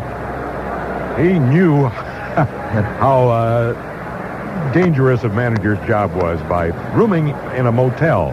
yeah, that was a good one. One of those 6 days motels, didn't Yeah. Yeah, he wasn't going to send out his laundry. Yeah. Well, he was a realist, I think Billy was. 3-2 the count on Tony Phillips. 2 out, nobody on. 4-1 the score. The Tigers in the lead. Now Malachi into the windup delivers. Tony takes. It's a low one, and he has himself a base on ball. That'll be the first walk off Malachi. It comes with 2 out. It'll bring up Bergman, who had a single in the first inning.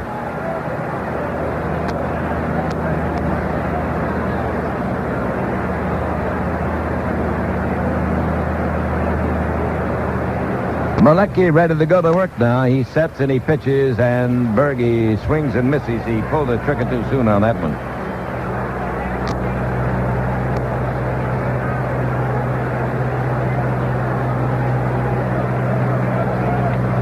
Bergman drove in a couple of runs with that base hit in the first inning.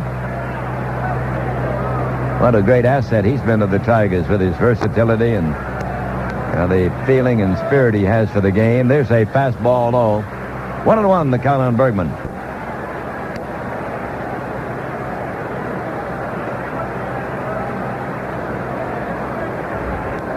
I feel as if Bergman wanted to stay in baseball and be a manager or coach. He'd been a good candidate, don't you? Yes, indeed.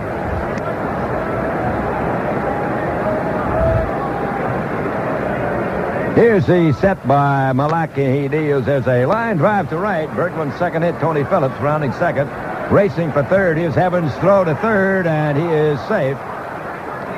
Ripken, the shortstop, didn't cut it off. It went through to the third baseman, Gomez. Runners at first and third with 2 down, and Fryman will be the batter. Fryman hit into a double play to win that 4-run first inning for the Tigers.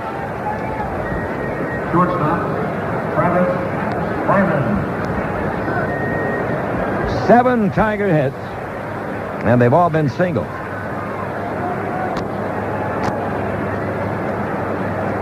Livingstone coming out on deck, Fryman at the plate. They got the shot of the light tower now cast between the plate and the mound. Bob Malachi delivers and gets his slider over above the knee. 2 out, 2 on, a 4-1 lead for the Tigers.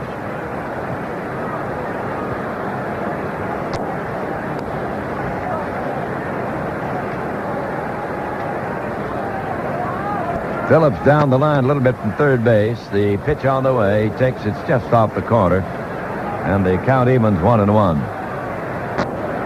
Plate umpire Welke has his jacket on, his sport coat. The base umpires have their windbreakers on this afternoon. A little bit breezy. Here's the set by Malachi. He deals. Here's a breaking ball wide. He missed that far corner again. Sort of a classic build for Malachi, the type you usually see with the pitchers these days. Big and husky.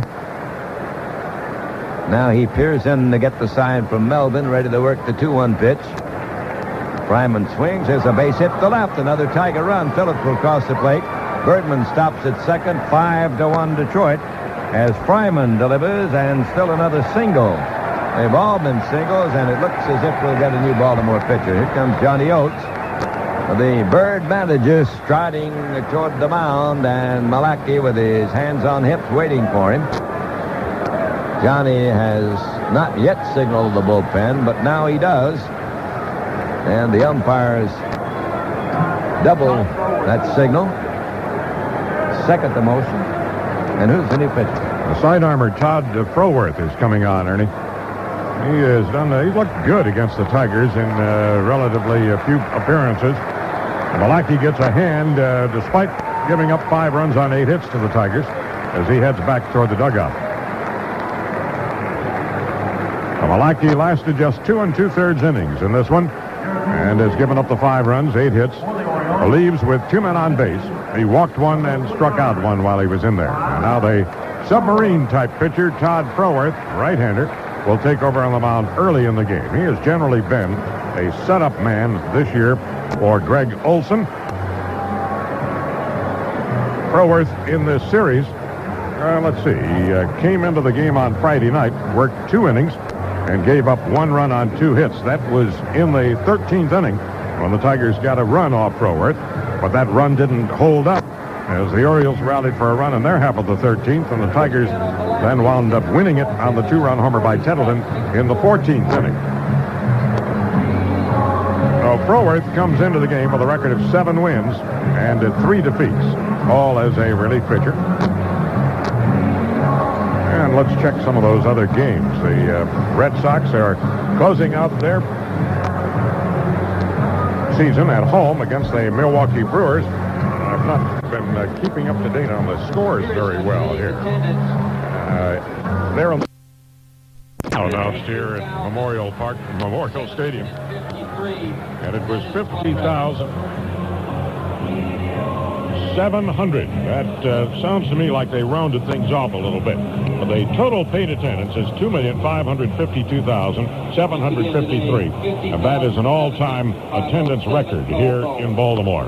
Froworth is set to go with Livingstone at the plate. Ernie? And Livingstone, the first time up, fouled out to the third baseman Gomez. He's 0 for 1 for the afternoon. The Tigers have a 5-1 lead. A walk, a couple of singles, getting the 5th run home here in the 3rd after Malaki got the first 2. Scott takes a fastball high from the reliever. Ball 1. Man on first and a man on second in the Tiger 3rd. Here it comes. He takes it. A strike called. He gave him the old underhand motion that time.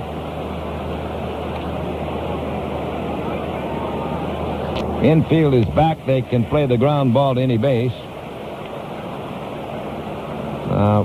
Froworth delivers. Ground ball hit to Billy Ripken. He'll flip it over to first to Davis, and that will retire the side. Tigers lead 5-1 last half the 3rd. Fill her up this fall at Marathon. Fill her up for family fun with favorite foods and fuels. Frugal families fly. In fact, for over 14 years, Health Plus of Michigan has made health insurance simpler and more convenient for thousands of Michigan families by offering more benefits, more advantages, and better service. That's how we became one of Michigan's largest managed health care systems. Take it from the Johnsons, the Wagners, or even the Kinsellas and Scarvettis. There's no better way to manage your family's health than through Health Plus. And now we also provide more opportunities to join. Many Michigan employees from large and small companies can choose Health Plus as their health plan.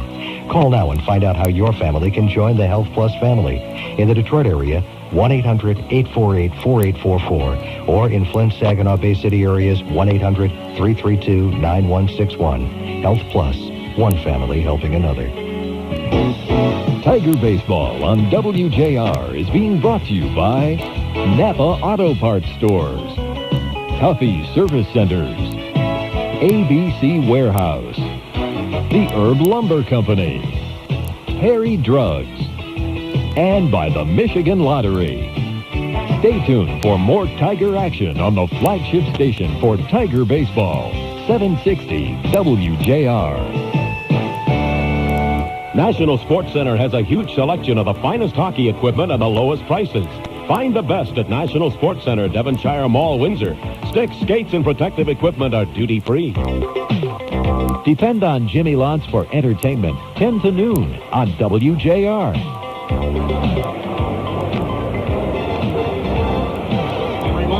Well, it's my pleasure now for the last time for play-by-play, unless we go into extra innings, to introduce a man who's meant so much to me in 19 years. We just couldn't do it without him. I've gotten a lot of accolades and a lot of attention. Much of it I didn't deserve, and most of it I have to share more of it with him than he knows. Paul Carey. Ernie, thank you very much. For those thoughts. It has been an absolute joy for 19 years to have shared a Tiger radio booth with you. And it's now coming to an end. The Tigers finishing off the season here in Baltimore, but they've got a big 5-1 lead as Milt Kyler leads off the fourth inning. All he had a couple of pitches. There's a third, and it's a 2-1 count on Milt. Milt is 2 for 2. He has not gotten the ball out of the infield. Got an infield hit in the first inning, and bunted his way on safely in the second inning. A toast to the ladies of the lounge. On the intercom, I'll pass along that information. There's a foul into the upper deck behind third base. They brought some champagne around to the broadcast booths and in the press box and some little cups. And right now, toasts are being raised to the folks who have worked all these years, over the 38 years at Memorial Stadium. Here's a pitch, and Kyler is called out on strikes. Malaki, or rather Froworth, got that sidearm fastball in the inside corner to Kyler. One out in the Tiger fourth. There's Whitaker. Lou is 0 for 2, but he scored a run. He was safe on an error by the first baseman Davis in the first inning. Tigers jumping on Bob Malaki for 4 runs on 5 hits, plus that error in the first inning. One of the Tiger runs was unearned in the first. There's a pitch low for ball 1. Lots of blue sky here in Baltimore. Kind of surprised everybody because they'd expected to have very poor weather. It's a little crisp, though. There's a fastball outside. 2-0 on Whitaker.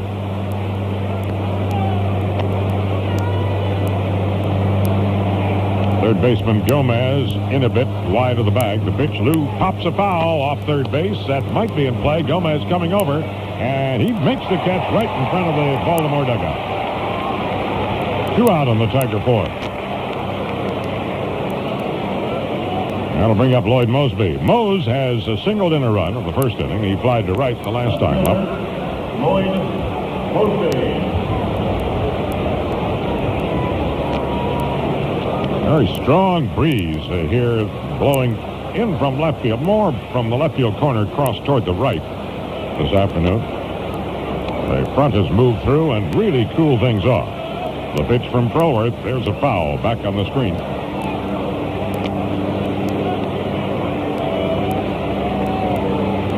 And a note on our ticker at Philadelphia, David Cone, the pitcher for the New York Mets, has struck out 15 batters through 6 innings.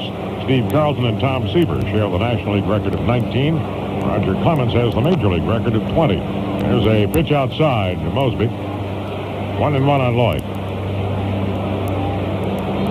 Now, Cone has a shot at it with 3 innings to go. Here's the pitch. And that's wide for a ball. Last I noted, through 6 innings, the Mets led 5-0. So it would appear that Cone will get 3 innings of pitching if he stays in there. The pitch. Swing and a foul tapped up the third base line. 2 balls, 2 strikes on Lloyd Mosby. 2 out, nobody on here in the Tiger fourth inning. They lead the Orioles 5-1. Tigers have already won the season series from Baltimore and are sure to finishing above the 500 mark and will finish no worse than third place. They might have to share it, that's all. Here's the 2-2 pitch. It's high for a ball. Tigers have a chance to share second place, however, if Milwaukee can beat Boston this afternoon, and the Tigers hang on to their lead over Baltimore. And in the 8th inning at Boston, Milwaukee leads the Red Sox 3-2. That earlier report we had 2-2 tie was incorrect. There's a called strike. Mosby is out looking. Froworth sets down the Tigers in order in the 4th inning. And we go to the bottom of the 4th. It's Detroit 5, Baltimore 1.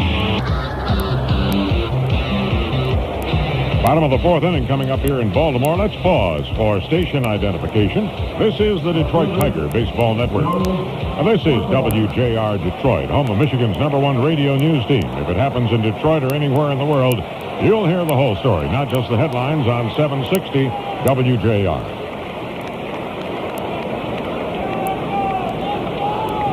Joe Orsulak will lead off the 4th inning for Baltimore against the left-hander Frank Tanana. Orsolak bounced out to short to bring in Mike Devereaux with the Orioles' only run in the first inning. There's a tap foul behind the plate.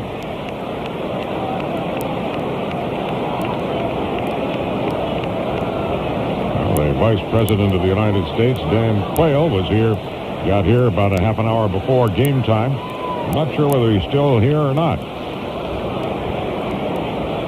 Here's the windup by Tanana. And the pitch to Orsolak. It's outside. 1-1 on the left fielder of the Orioles. Well, Jack Clark greeted Julio Machado, who'd come on in relief for Milwaukee with a home run, his 28th, and has tied that game with Milwaukee 3-3. Red Sox and Brewers. There's a pop-up into short right field, racing to the line. Phillips, he makes a good running catch. Now there's one out on the Baltimore fourth. That'll bring up Cal Ripken, who lined out to Whitaker, his only time up in this one. Shortstop. Kevin Moss has hit 2 home runs for the Yankees. Mel Hall has hit 1. And the Yankees lead the Indians 4-2 in the 8th inning at Yankee Stadium. Toronto and Minnesota in their final warm-up before they begin the playoffs on Tuesday are tied 1-1 after 5 innings at Minneapolis. Devon White homered for Toronto. Mike Pagliarulo hit 1 for the Twins.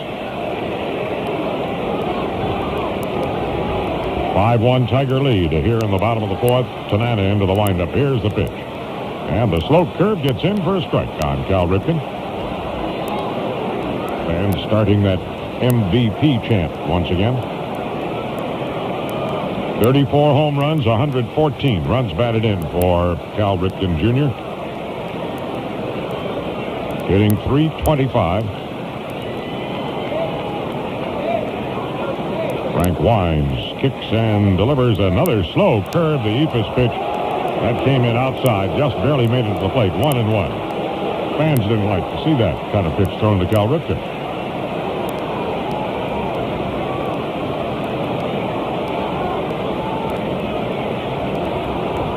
Now Tanana ready. Pitches. Fastball hit on the ground to short. Fryman waits for it. Has it.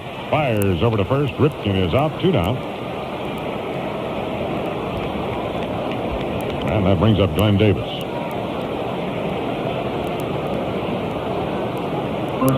Nice to get a fine message to Ernie and me from Marcel and Pearl Reicher. And they want to pass along congratulations to Dove Garden.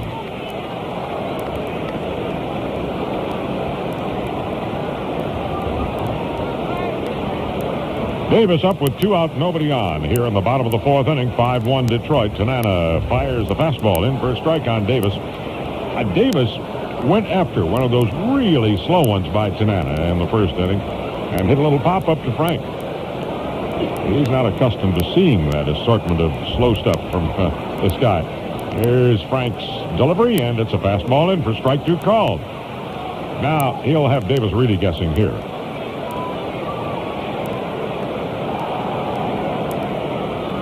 Is he going to see that 70-mile-an-hour heater? Or the 22-mile-an-hour slow one? Here it is. Fastball, strike 3 called. He froze Davis at the plate. 3 fastballs right down the pike. And that's all for the Orioles in the 4th inning. We go to the 5th. It's Detroit 5, Baltimore 1. Final game of the 1991 season. Final game ever to be played to baseball in this stadium. And the Tigers lead 5-1 as they come to bat here in the 5th inning. Todd Froworth, side-arming right-hander, ready to face Cecil Fielder, who's gone 0 for 2 in this game against the starter Bob Malachi. Here's the pitch. There's a swing and a miss by Cecil. Cecil had a pop foul to Melvin the first time up and struck out swinging in the 3rd. 44 home runs, 133 runs batted in for Cecil. Kettleton is on deck, and he'll be followed by Phillips. Froworth ready, delivers outside, 1-1 on Fielder. 5 runs, 8 hits, no errors for the Tigers. 1 run, 1 hit, 1 error for Baltimore. Tigers got 4 runs in the first inning. Added a run in the 3rd. The Orioles got 1 in the bottom of the 1st. There's another wide one to Cecil, 2-1. The Orioles drawing 50,700 here this afternoon to set an all-time attendance record. That is for Baltimore. There's a swing and and a miss by Cecil, 2-2. The series all even. The Tigers won here on Friday night in 14 innings, 4-2. Baltimore took yesterday's game, 7-3. Roworth to the belt. Here's the pitch. And that just missed. 3-2.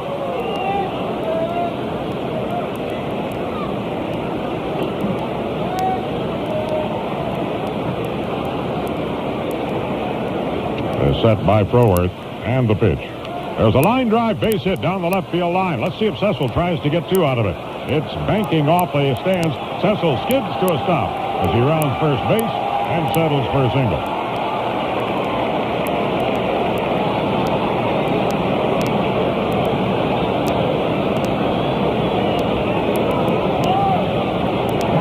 Here's Mickey Tettleton up with a man on and nobody out. Alex Gramlis in the coach's box at third base. Probably coaching the last game. He is, as the Tigers' contract has not been renewed, nor has that of hitting coach Veda Pinson.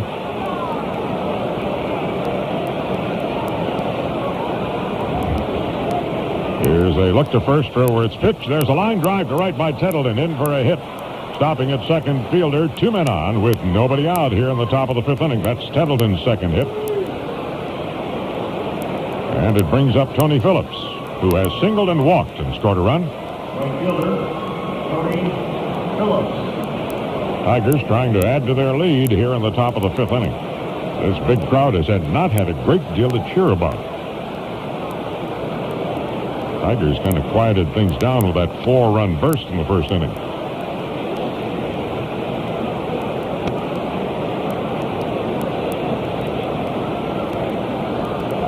Froworth taking his time. Now checks the runner fielder at second. Here's the pitch. And that's low. Ball one on Tony.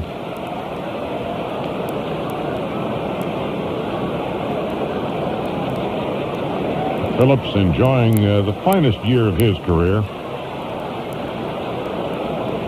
Started at least 10 times at 5 different positions. That's an all-time record. The pitch from Froworth. There's a looper to left field. That'll be in for a base hit. Fielder takes the turn. He's coming home. And the ball is bobbled by Orsolak. On to third goes Tettleton. Into second goes Phillips. And we'll wait for the score to let us know whether an error will be attached to Orsolak. Nope, they're going to give Phillips a 2-base hit.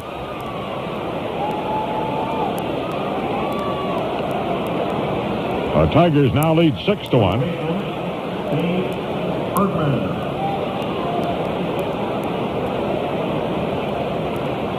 Here's Bergman, who is 2 for 2 in this final game. Conference, as Melvin goes out to have a word with Froworth. Froworth set down 4 in a row after coming on, but then here in the fifth inning, 3 straight hits by Fielder, Tettleton, and Phillips. And the Tigers have another run, and they've got 2 men in scoring position. Bergman singled in 2 runs in the first inning, then singled in the third.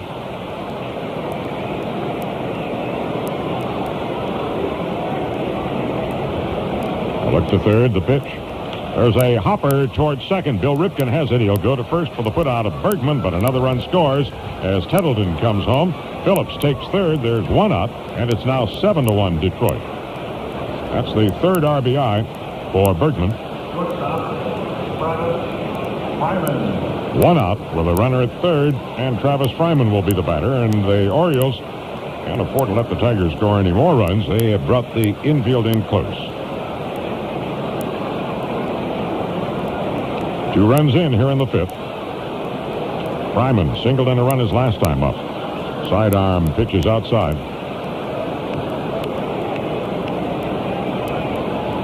Tigers have scored in the odd innings, the first, third, and fifth in this game. 7-1 Detroit. Phillips at third. In too close on Fryman, 2-0. Tigers already have 11 hits. All but 1 a single. There's a swing and a miss by Travis. It's a 2-1 count on him. Every Tiger but Livingstone and Whitaker have collected hits already.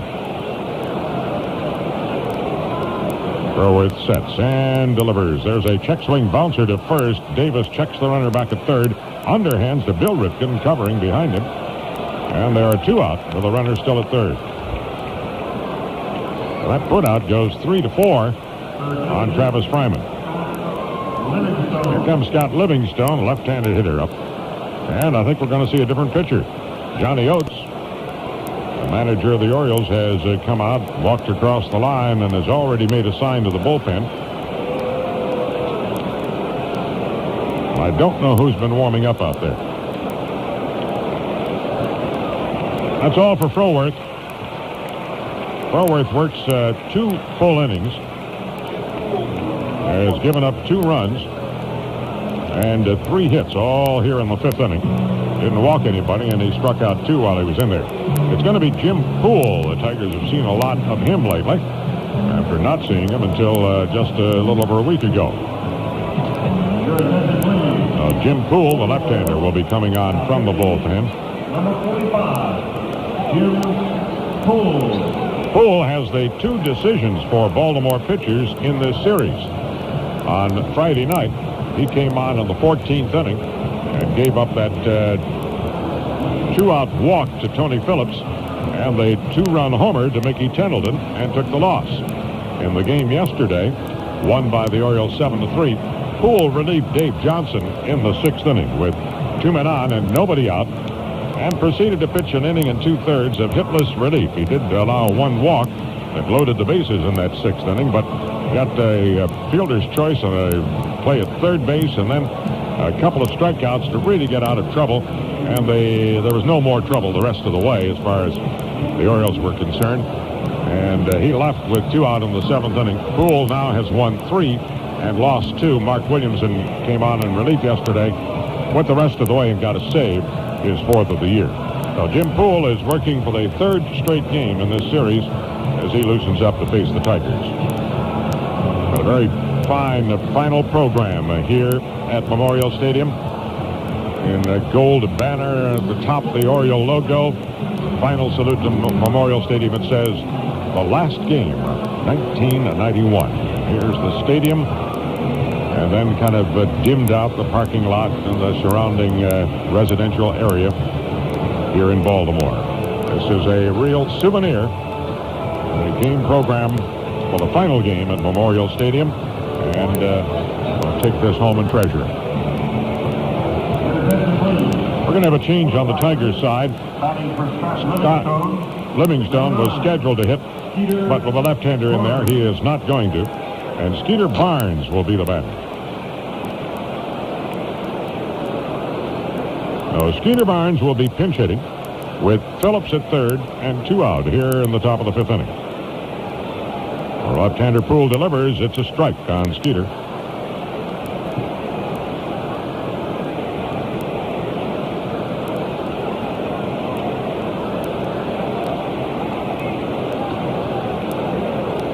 The pitch, there's a pop foul back this way, just to the right of the booth.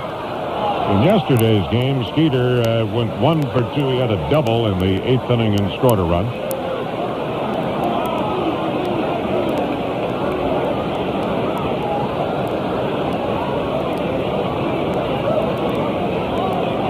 There's a pitch outside, and it's a 1-2 count on Skeeter.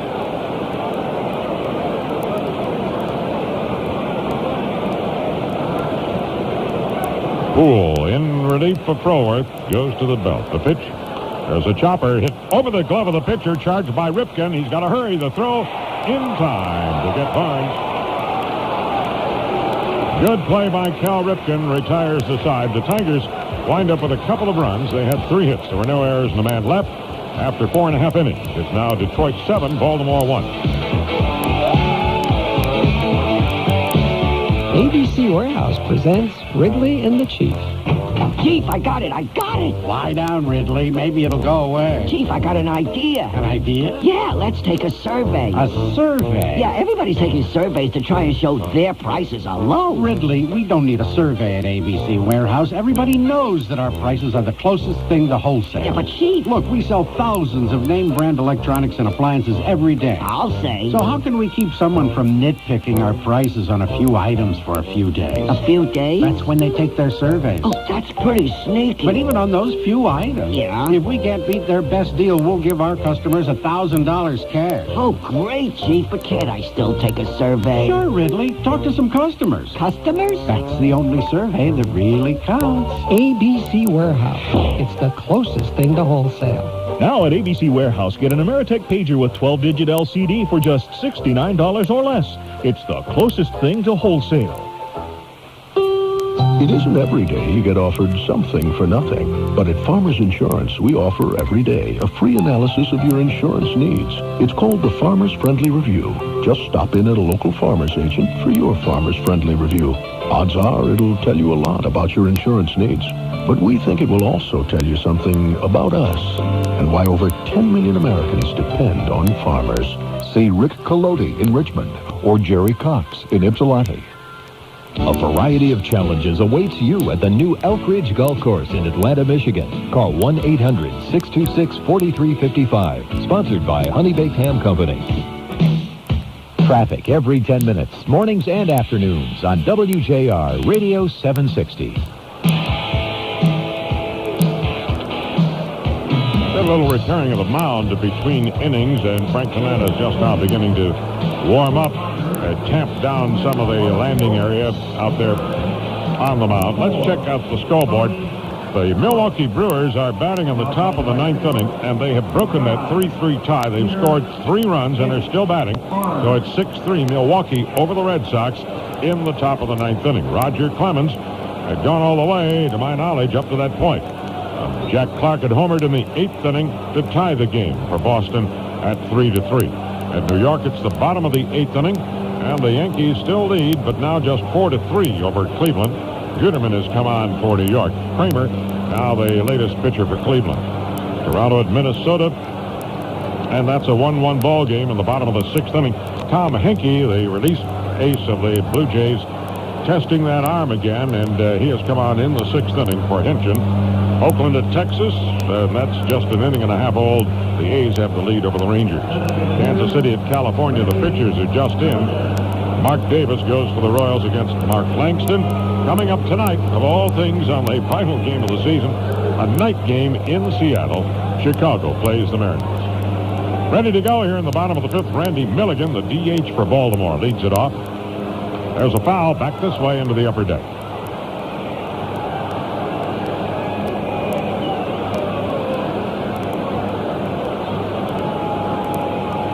One strike on Milligan. He'll be followed by Evans and Gomez. Tanana delivers a pop-up to short right field. Going out is Whitaker. Coming in, Phillips. Who's going to get it? Whitaker drops it.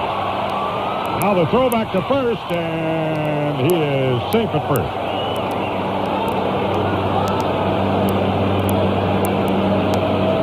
That was not an easy chance for either of the fielders, Whitaker or Fielder, or Phillips. Long run for Tony. Lou tried to make an over-the-shoulder catch looking back into the sun, and that's not easy.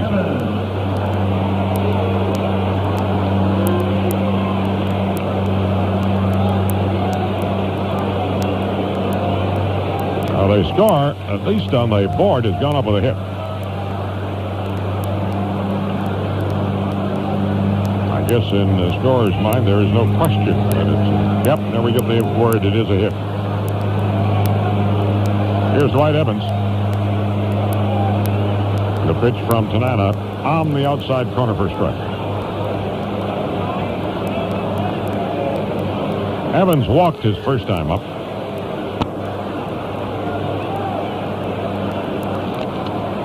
Frank sets and pitches.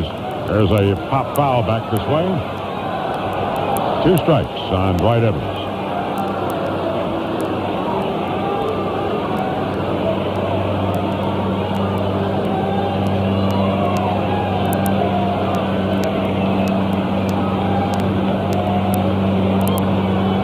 first is Milligan. Nobody out.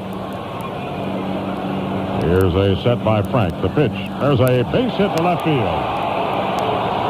Back-to-back hits. 2 men on. Nobody out here in the 5th inning for Baltimore. And the batter will be Leo Gomez. Well, we've gotten word that New York's pitcher David Cohn, who had 15 strikeouts through the first 6 innings, didn't strike out anybody in the 7th inning, but he did strike out 2 in the 8th inning.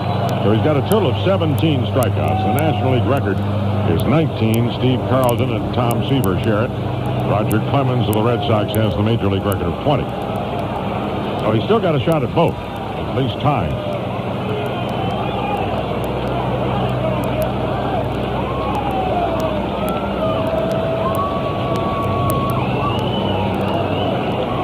Now Tanana into the stretch. A little problem here, building in the 5th inning. There's a strike called on Gomez. He bounced into a double play his first time up. Tigers would sure like to see that happen again right here.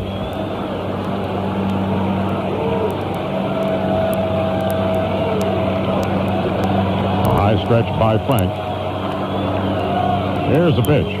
There's a hard smash to short. Fryman goes to second. No, he goes to third. And there'll be a tag play at third. Not a tag play, but a force play at third. Well, Fryman had ideas of the double play and then thought, well, the lead runner, Milligan, had stayed near second. So he went ahead and got the lead runner over at third. A play goes from short to third. And we've got a change, too. I didn't note that before. Didn't have it picked out. Livingstone out of the game because he was pinch hit for him. Barnes is in. He's playing right field. And Phillips is now playing third base.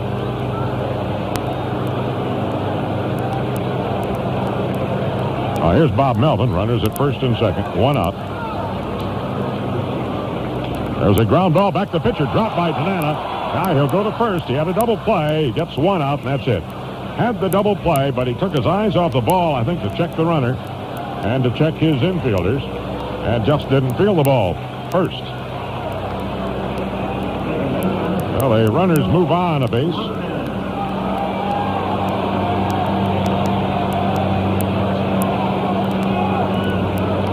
And the batter will be Bill Ripken. Bill Ripken bounced out to third, his only time up.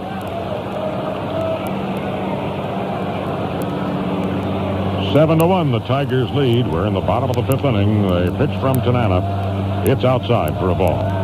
Ernie brought up a memory of mine of this stadium, certainly in 1944, an evening, 1974, an evening game here. Al Kaline's parents seated in box seats just beyond the Tiger dugout on the first base side. Dave McNally pitching for Baltimore. There's a foul over to Cal Ripken Sr., the third base coach. McNally delivered to Kaline the first pitch, and Ernie had just turned the mic over to me. And Al ripped a double into the right field corner, hit number 3,000. That was a real thrill to have the opportunity to broadcast that hit.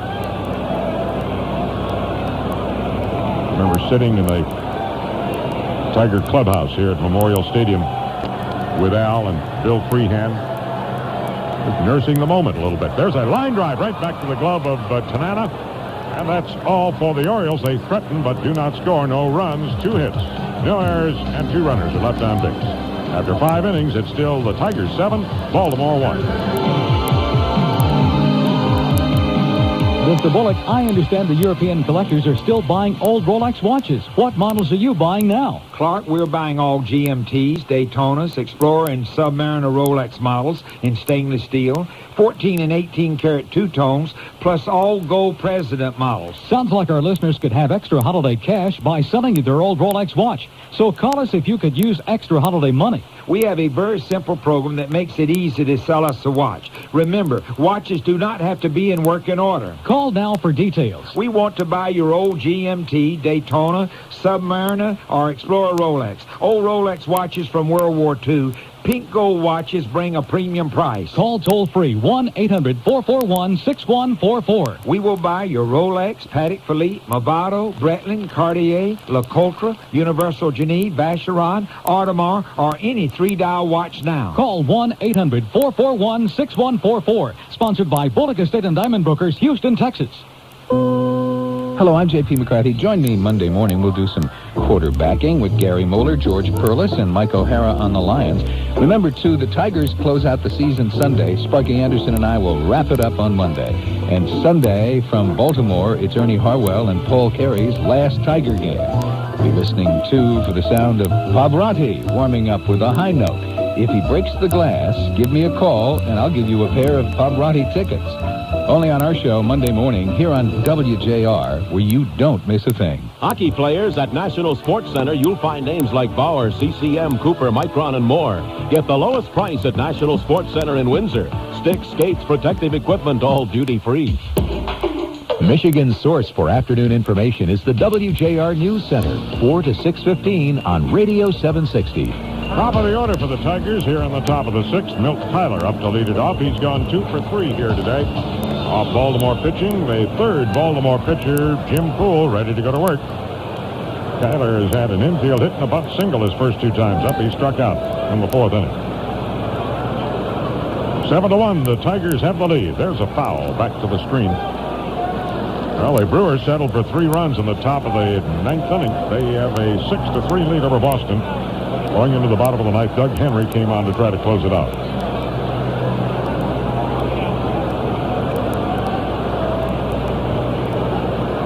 Now they're set by Poole. He pitches. Fouled back to the screen again.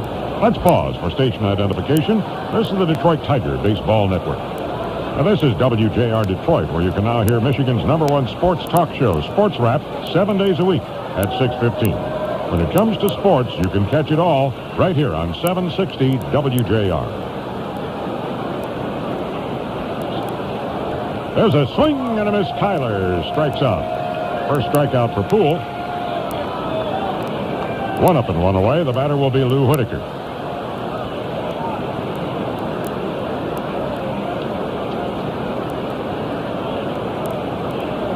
I'd like to pass along a very special Tiger birthday salute today to Mario Galli in Mount Clemens.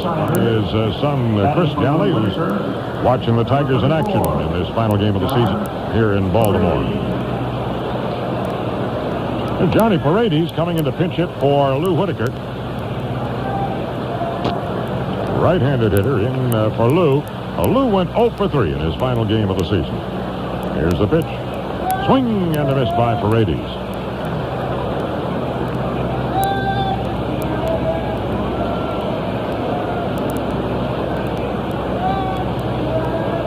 Now the motion by Poole. He pitches. It's high and away for a ball. Now Dave Thomas is on hand representing the Thomas family in the Detroit area at this final Tiger game.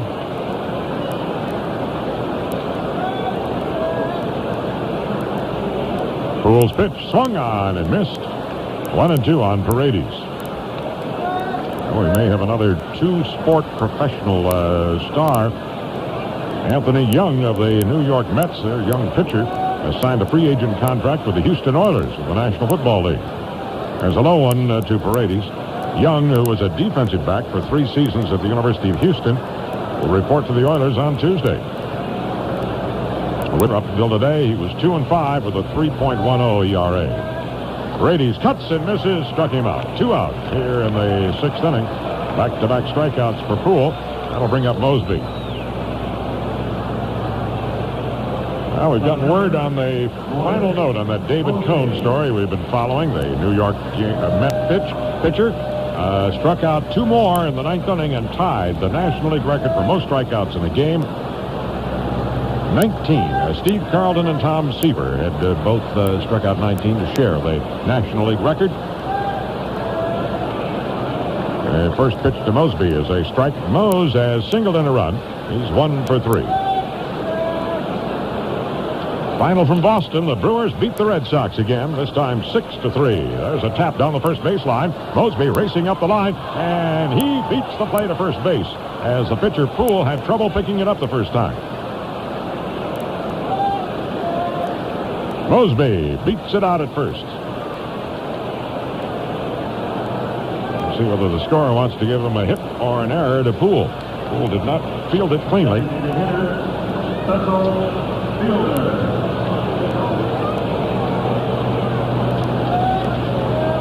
Here's Cecil Fielder.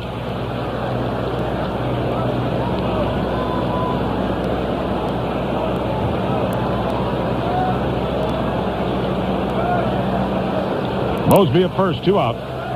Here's the pitch. It's a strike. Still no decision.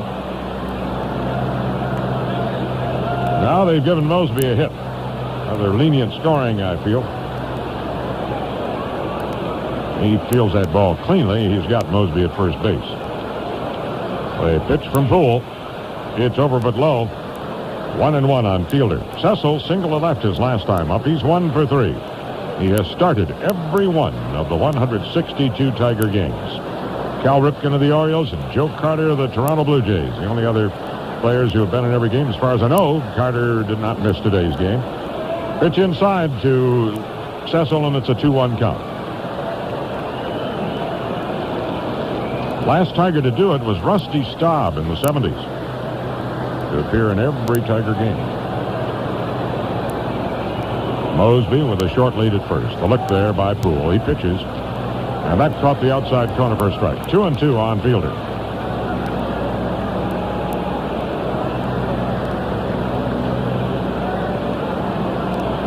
This has been a well-organized and well-instrumented last season here in Memorial Stadium. The team has not won, but they have drawn. There's a line drive to right. A base hit for Fielder. Mosby's going to try to reach third. Evans up with it. His throw all the way to third is not in time. Fielder holds it first. Oh, back-to-back singles for Fielder in this game, and back-to-back singles here in the 6th inning. Put runners at first and third. And bring up Mickey Tettleton. Tettleton has 2 hits in 3 trips. He has driven in a run, and he scored twice.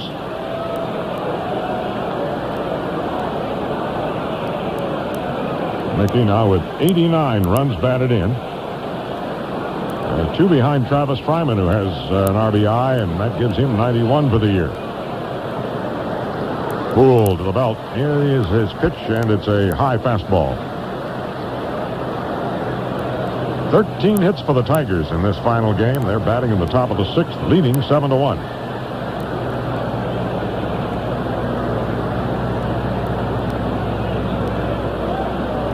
Strong wind blowing across from the left field corner.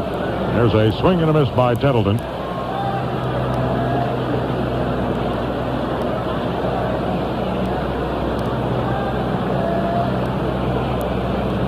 Jim Poole, the 3rd Baltimore pitcher in. 2 men on, 2 out. 1-1 pitch. That's low and inside, ball 2. Incidentally, Mike Flanagan, one-time Cy Young Award winner here for Baltimore, has indicated that he would like to be the last Baltimore pitcher to throw a pitch in Memorial Stadium.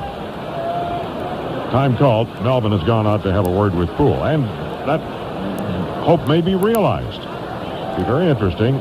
Flanagan won the Cy Young Award pitching for the Orioles, pitched for them for many years, and then wound up going over to Toronto, and then was invited this past year after he'd been released in May by the Blue Jays in May of last year. He was invited to spring training by the Orioles and won a job and has been with them all year. Here's a 2-1 pitch. Tettleton takes ball 3.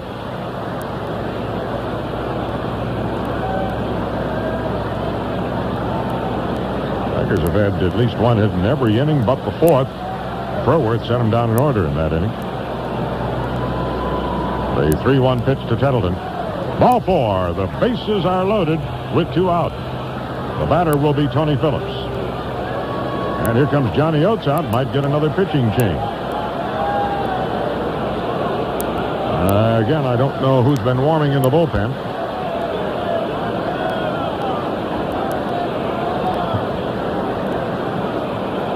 But the ball is given to Oates by Jim Poole. And we've got a reliever.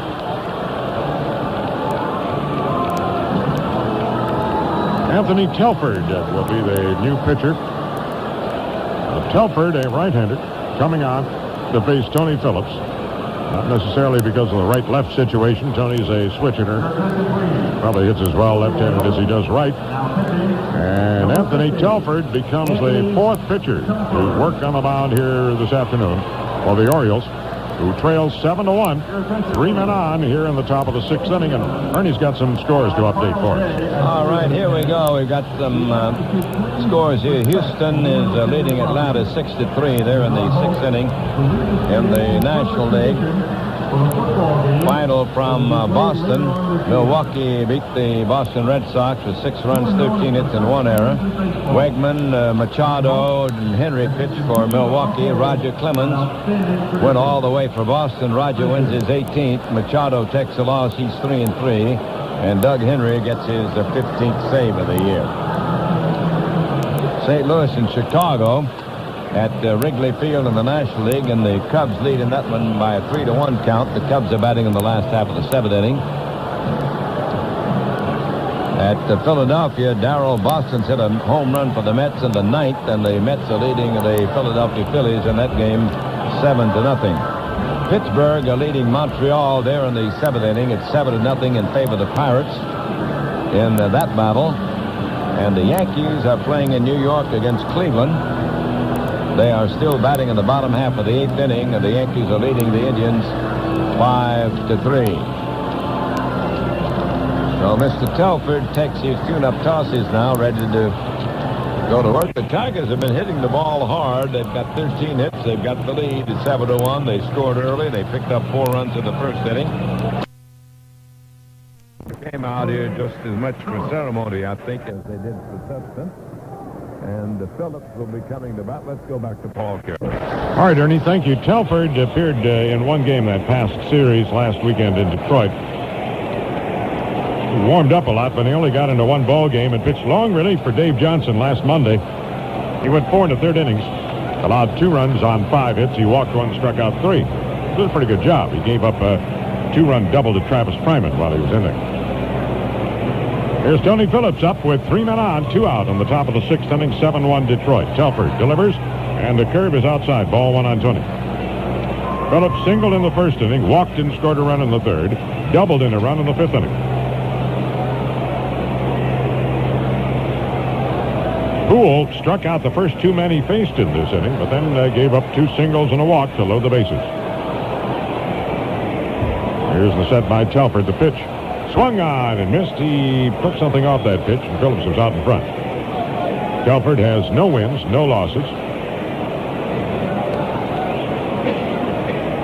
Appearing for just the 9th time with the Orioles.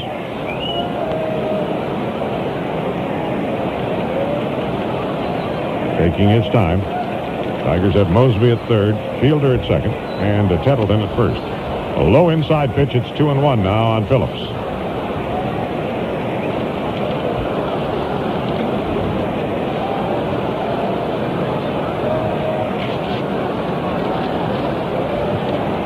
Phillips out of the batter's box for a moment. Now he gets back in. Here's the pitch from Telford. Fouled. That one came off the mask of the catcher, Melvin, and bounced into the stands. That'll even the count on Tony at 2-2.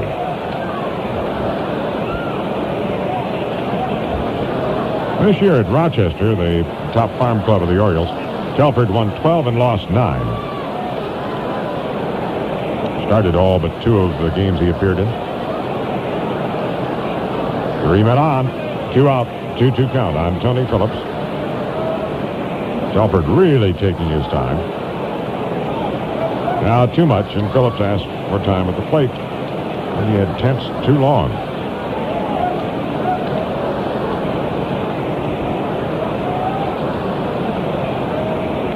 Here's the kick, the pitch. There's a ground ball to 2nd. Billy Ripken has it. He flips over to his brother Cal, and they get the force on Tettleton, and that's all for the Tigers. So Telford does the job. The Tigers have a couple of hits and a walk. They leave the bases loaded, and after 5.5 innings, it's still Detroit 7, Baltimore 1. Here comes the bottom of the 6th inning at Memorial Stadium in Baltimore. The Tigers lead the Birds 7-1. Frank Tanana has gone all the way for the Tigers, given up just 3 hits. And the first man he'll face is the leadoff hitter, Mike Devereaux, the leadoff hitter in the order. There's a strike called. The fans doing some, I guess they're doing the chant spelling out Orioles. The mascot was doing it yesterday. There's a swing and a miss by Devereaux. 2 strikes on him. Oh, Ernie. Well, we got an answer on our proposal. John Miller says that the young lady said yes. All right. Congratulations to John Miller. Congratulations to Frank Tanana. He just struck out Mike Devereaux. That's the 3rd strikeout for Frank. 1 out. Nobody on. And the batter will be Joe Orsolak. 0 for 2 for Joe. He got an RBI in the first inning and a bounce out. Well, congratulations, too, to the Detroit Lions, who won another one. It was hard to come by, though. They scored 21 points in the last quarter and beat the Minnesota Vikings 24-20. There's a hard smash on the ground to Paredes. Now playing second. He bobbles it, picks it up, throws to first, and there are 2 down. Paredes had come in to pinch hit for Whitaker, and he stays in and loose spot out there defensively. 2 out, nobody on, and Cal Ripken will be the batter, looking for his first hit against Tanana.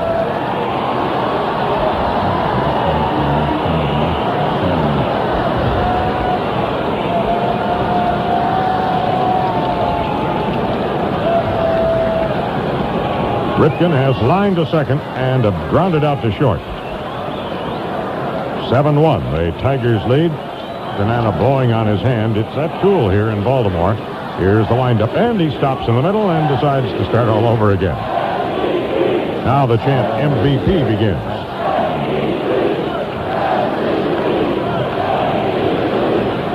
The windup, a pitch by Tanana. Fastball in under the elbows of Ripken for ball 1.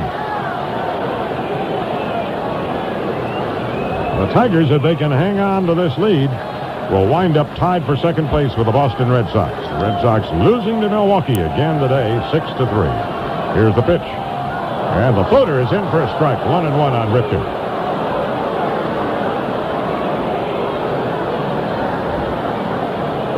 Ripken backs out to think that one over.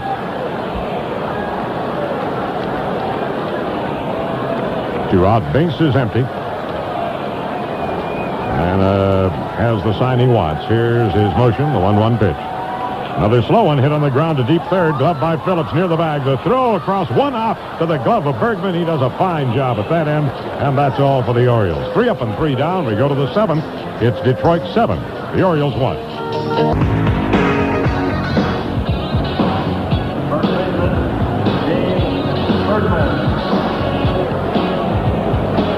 7-1, the Tigers lead. This one moves to the 7th inning, and now to begin his final 3 innings of play-by-play as the Tiger announcer, here's Ernie Harwell. Thanks, Paul Carey, and here we go. Bergman at bat, and Anthony Telford delivers. There's a foul out of play, back of the plate. Bergman's had a good day at the plate, a couple of singles. He drove in 2 runs. He's had a bounce out to second base. The Tigers have a big lead here. 7-1, they're batting in the 7th inning. Fryman will bat next, and then it'll be Livingstone against the stocky right-hander. There's a breaking pitch in above the knees. 2 strikes to count on him. Yankees have beat Cleveland 7-4. Island the winner and Nagy the loser in that one, and Habian got a save for the Yanks. Here's the pitch. Berge swings and misses, and he struck him out. 1 up and 1 down in the Tigers' 7th inning.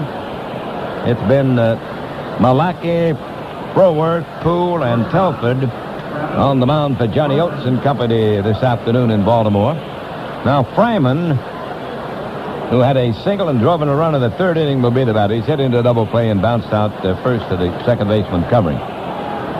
7 runs, 13 hits for Detroit. They've made no errors. The Baltimore's have 1 run, 3 hits, and 1 error as the old season of 91 winds down. There's a breaking ball over. Always sort of a bittersweet moment when you have the last game of any season, but this one is a little more intense for Paul and me here at Memorial Stadium. There's a swing and a miss. He threw him a changeup. Strike 2 the count. Tigers have had a lot of traffic on the bases.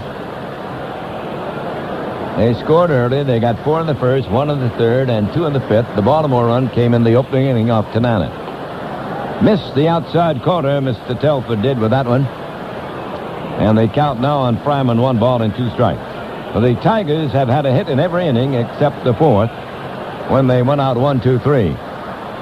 Fryman takes, and it is low and away. Beautiful day it turned out to be, but it started out as it might have a little rain or maybe a rain delay of such.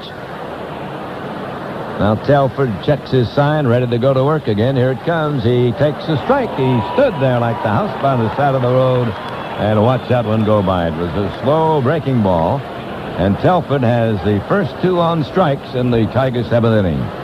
Here comes Skeeter Barnes. He came into bat for Livingstone in the 5th inning and ended that inning by bouncing out the shortstop. Skeeter has certainly made a place for himself on this team with his versatility. Here's a strike call. He and Tony Phillips have played all over the place. Strike 1, the count on him. He looks, and it's a wide one, 1-1 on Skeeter. 7-1, the Tigers in the lead. They've got 2 out and the bases empty in the first half of the 7th inning. In the final game at Memorial Stadium. Big, slow curve hangs high, and the count is 2-1. Telford is one of those pitchers who holds the ball in his glove, sort of cocks at the glove hand, and then takes the ball out and delivers. He delivers this one high, and the count is 3-1. Right now, he's working rather quickly. Nobody on the bases. Now they wind up, and the pitch. Swing and a high pop foul. Here comes Melvin, but this one will drift out of play. 50,700 watching the action here on 33rd Street today.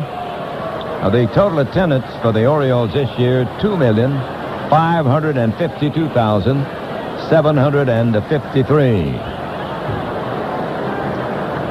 3-2, the count on Skeeter Barnes. The right-hand batter digs in. Here it comes. Skeeter takes, and he's on with a walk, a low fastball. Now the top of the batting order, Kyler. He'll be up for the 5th time. He singled the first 2, and he struck out the next 2. Attendance has not always been this good in Baltimore. Paul and I remember not too many years ago when it was hard to fill up this ballpark. Back in the early 70s, even though they had pretty good ball club, they just didn't draw. Had great names on that team. Brooks Robinson, Frank Robinson, Boog Powell. They were winners. There's a foul out of play, but the fans just didn't come out, and then it turned around in a hurry. All of a sudden, the late 70s, it was amazing. Came out here one time, and they were lined up at the ticket office. And you said, what are they giving away tonight? Strike 1, the count on Milt. Leaning in now, the pride of Macon, Georgia, waiting, and the Telford delivers as a ground foul down past first base. I was telling some of the guys before the game when I did the first playoff in the American League in 1969 when the Orioles played the Minnesota Twins. And we came to the ballpark that first game, and it was about half full. I think they had something, I don't remember the figure, but it seems to me it was around 22,000, something like that, for a playoff game. But you know, people didn't accept the playoffs right away because they'd been so used to no playoffs going right to the World Series. Yeah, that's a good point. They didn't. And Oakland had some problems, too, doing the same thing, filling up the ballpark. Baseball attendance has been better than ever now, and I think the interest is at a peak. 1-2, the count on Kyler. Tigers lead at 7-1. We're in the 7th inning. Detroit with a man on and 2 down. Here's he set the pitch. He swings and fouls it on the screen. They're not getting much of the fastball. Well, that's the amazing thing that agents, owners, players, people have tried to destroy the game, maybe unconsciously, but they've done things that you'd think would do it, but the game is just so great it has prevailed despite all those setbacks. It's able to survive, no question about that. Now Telford to the belt with his set position delivers, and this one's in the dirt. Good stop by Melvin. Center to Carl Levin and center to Alan Simpson came by to see you, Paul, but they got stopped up at the door. Their credentials weren't good enough, huh? No, they were good. And they're great baseball fans, and we had such a good time over there with those guys. We have to thank them again for the great reception they gave us. Here's a swing and a foul back of the plate. Senator Simpson was inoculated with tiger fever. because he went to Cranbrook. Yeah. Carl Levin, we see often. He comes up here almost every time the Tigers play. Makes the journey up from Washington. And those folks who come up from Washington now will have a little shorter trip with the new ballpark. It'll be about, what do you think, 15, 20 minutes closer? Oh, yeah. It's a good 20-minute drive from the harbor, inner harbor, with no traffic. But there's never no traffic. Yeah. There. John Miller, the Baltimore's fine announcer, was saying that he thought they should have named it with something with Harbor in the title, like Harbor Park. Here's a foul back on the screen. You were on with the Oriole broadcasters over there for a while, weren't you? Yeah, I had a good time with Chuck and Ken Levine, Chuck Thompson, fellow that I worked with here before. I think John Miller's doing TV today. Yep. Here's the set now. Kyler waiting on a 2-2 pitch. Here it comes, and a floater stays outside. Full count on him. Tigers in the lead. They have 7 runs and 13 hits, and the Birds have 1 run and 3 hits. They paid tribute to an old friend of ours, Lou Hatter, who was one of the original traveling sports writers with the Orioles back in '54. There's a swing and a miss. He struck him out. So the Baltimores come to bat in the 7th inning, and the Tigers lead them 7-1. Your morning with J.P. McCarthy, 6 to 10 on WJR. Let's pause briefly for station identification. This is the Detroit Tiger Baseball Network. This is WJR Detroit, home of Jimmy Lance, J.P. McCarthy's Focus, and Warren Pierce every midday. If you miss a day, you miss a lot on the leader for midday news and entertainment, 760 WJR. Glenn Davis leads it off for the Orioles and takes one of those tantalizers. It's on the outside corner for a strike. Canada going back to that slower, and slowest routine. Almost an eatless pitch, some of these that he's been delivering this afternoon. Tigers in the lead, 7-1 in the last half of the 7th inning. Here's the pitch. And he swings and misses. And that one was a slow one toward the outside. 3 hits for Baltimore. The first one was a triple by Devereaux in the first inning, and he came in on a bounce out by Ocelot. Now that's the only Baltimore run today. Here's a kick in the pitch, and it's a fastball outside. 1 ball and 2 strikes. The other hits came back-to-back, singles by Milliken and Evans in the 5th inning. Final, the Cubs beat the Cardinals 7-3 at Wrigley Field. Pittsburgh beat Montreal 7-0 in Pittsburgh. Waiting on a 1-2 delivery, Glenn Davis decides he'll step away. Had a neck injury in the early part of the season and never really quite recovered. It was not a very happy year for Mr. Davis coming over from the National League. Now, Tanana stopped in the middle of the windup. I don't know whether he was going to give a hesitation pitch or not there. Now the Tiger left-hander delivers, and Davis hits a line drive over the head of shortstop Fryman for a leadoff single in the 7th. That is the 4th hit. The Tigers have 13 hits. Designated hitter, Randy Milligan. Milligan will be the batter. He struck out and singled in his 2 turns. Marty and Nallis from Oak Park asking whatever happened to Tim Cochran. Well, I don't know the answer to that. I don't know where Tim is now. There's a fastball on the corner, strike 1. You know where Tim is? No, I do not.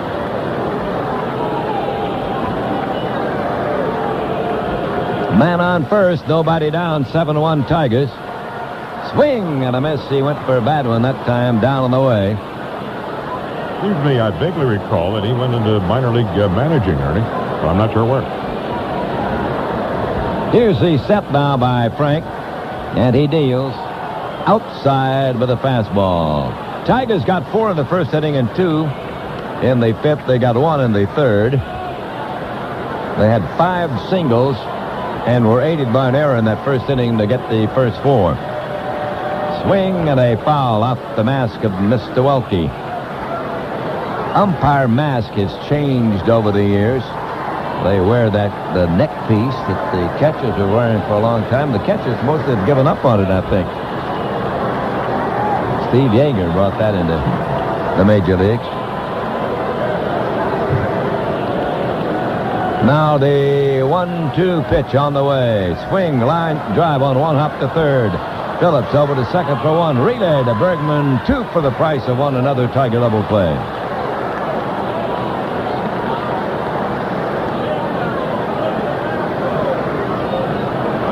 Right fielder. 2 down, nobody on. Here comes Dwight Evans. Dewey himself had those great years at Fenway Park.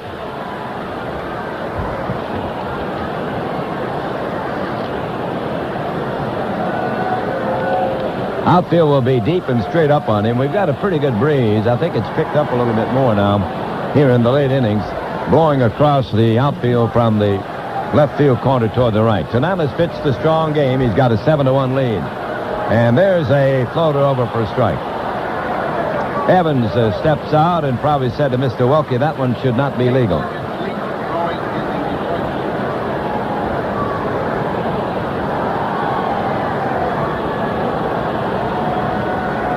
He takes another slow one, and this one's low. Evans has played more games than any active big leaguer.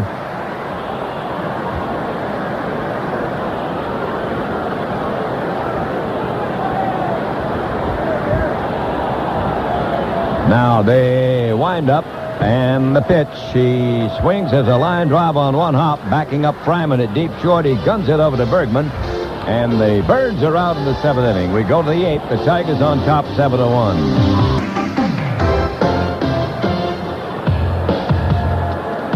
Johnny Paredes leading off for the Tigers now. They've got a 7-1 lead over Baltimore. Telford, the right-hander, Anthony Telford goes to work. Paredes has been up once and he struck out. There's a breaking ball low on Johnny. Well, the Tiger players have done a great thing. They've set up a scholarship for the clubhouse boys, and they've got a special event planned next Saturday, October the 12th, at Tiger Stadium to generate some money for that fund. And they'll charge $25 a person for the people to get a tour that includes the Tiger dugout, the home clubhouse, and Tigers will be there to sign autographs. Bergman, Gibson, Henneman, Trammell, Fryman, Kaiser. Darrell Evans has promised to participate. I think it'll be a great time if you could get out there. There's a little pop foul off the bat of Paredes, and Melvin makes the catch in foul territory. Johnny's out, 1 up and 1 down, and here comes Mosby to bat. The Tigers in the lead, 7-1 in the 8th inning. People don't realize the real heavy duty those clubhouse kids do. Most of them are fine students and deserving, and the players know that, and they want to have this special event to raise some funds for them. And incidentally, the great Al Kaline will be there. You'll have a chance to meet Al. Here's a strike called on Mosby. 7 runs, 13 hits for Detroit. Baltimore 1 run and 4 hits. There's been 1 error in the game. It belongs to Baltimore. Mosby hits a ground ball wide at first, fielded by Davis. Over to cover comes Telford and makes the play easily for the second out. 2 up and 2 down. And here comes Cecil Fielder. This may be his last time at bat. It probably will be his last time at bat, as he is tied with Canseco for the home run title. Oakland is tied with Texas down in Texas 1-1, and Canseco has not hit a home run as far as we know. They are tied at 44. So here's Fielder at the bat against the right-handed. 2 out and nobody on. Here's the pitch, and he takes a fastball low. Fielder's had some passes in this series, and even the Orioles fans didn't like that much. Yep. They want to see him swing the bat. Ball 1, the count on Cecil. 2 down, nobody on. 7-1 the Tigers. Here's a fastball low. Ball 2. Well, he's had not gotten one good enough to swing at yet at this turn at bat. Remember last year he came to the last game and got 50 and 51. That's right, at Yankee Stadium. Now the pitch. He swings and misses. He had his cut that time, but he went right through it. 2 balls and a strike on Cecil Fielder. Outfield deep. Crowd sort of getting into it a little bit now. They've been silent most of the afternoon because of the big Tiger lead. He cuts and misses. Tipped it to the mid of Melvin. And the count on Cecil is 2-2. 2 hits and 4 trips this afternoon, but not a home run. Now the delivery. Change up, hit to left field. It'll be a single. Fielded by Orsilac, and Fielder is on at first with 2 down. That's his 3rd hit, and they've come in a row here after he fouled out and struck out the first 2 times. Here's Tettleman stepping up now, the former Orioles. What a asset he's been to the Tigers this year. Outfield will be deep to right on Mickey. They've got Cal Ripken now pulled over toward the second base. Here's a high foul out of play. Cal plays position probably more than any shortstop in the league. That is, he has an idea what the pitcher's going to throw. He knows pretty well the tendencies of the hitters, and he'll move around a little bit more before the pitch than most shortstops will. Now Tettleman waiting on a strike 1 delivery. Here's a swing and a miss, strike 2. Thinking about Lou Hatter, the late Lou Hatter, and he always said, I wanted to do a story talking about the birds and talking about their officials. I always wanted to do a story that would say something about the bird brains. But he never got around to it. There's a swing and a miss. Tettleman strikes out. And we go to the last half of the 8th inning in Baltimore. The Tigers in the lead 7-1. Hey, it was a heavy crowd here standing and hearing John Denver Country Boy, the song that revived after many, many years here at Memorial Stadium. Sort of a trademark here for a long time, wasn't it? Yep, they played it at the 7th inning stretch all the time. Gomez will be the batter now against Frank Tanana. It's the last half of the 8th inning as we wind it down in 91. The pitch is a breaking ball over for a strike. Gomez has hit into a double play and hit into a force out. 7 runs, 14 hits for the Tigers, 1 run, 4 hits for the Birds. And Tanana winds and pitches. Here's a fastball low, and they count even 1-1. Tigers jumped out in front of this one, 4 runs in the first inning. And that sort of set the tone for this game today. Gomez swings, fly ball, lofted into right field. Barnes is there, makes the catch for the out. Fighting the sunshine in right center. And there's 1 up and 1 down. It's only the 3rd outfield put out for the Tigers, and all 3 belong to the right fielders. Here's Bob Melvin. He's fly to right and tapped back of the pitcher Tanana. It's been a strong performance by Frank. 7-1, Tigers on top, 1 out, nobody on in the Baltimore 8th inning. The infield back. Here's the pitch to the right-hand batting Melvin. And he takes one of those floaters outside.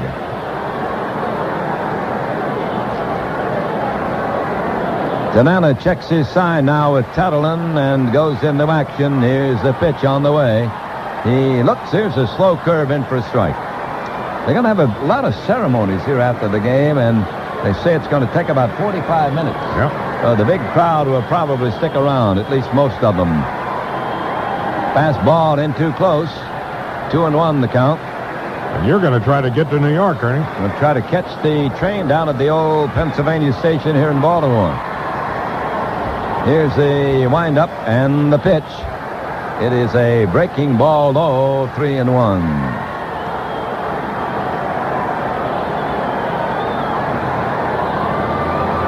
One out, nobody on, 3-1 pitch, and Melvin hits a line drive to center, backing up Kyler. He's got it, and there are 2 out in the 8th inning, and Billy Ripken will be the batter.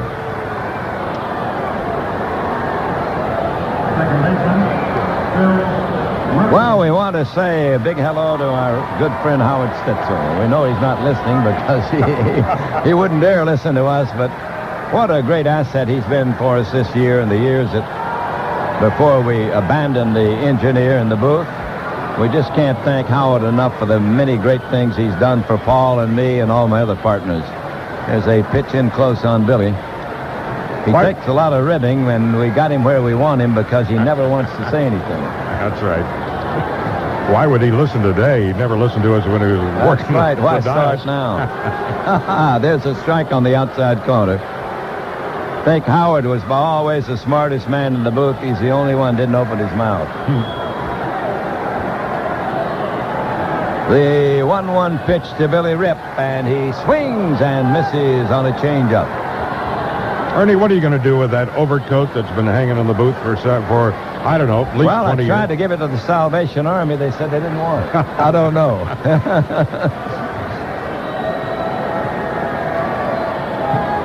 Here's the windup now by Frank Tanana. The pitch on the way. Swing on the ground ball at the short. Charged by Fryman. He gloves it. Here's the throw to Bergman. Got him by a step and a half. And the Birds go 1-2-3, and here comes the ninth inning. The Tigers lead it 7-1. The Tigers are all here on WJR.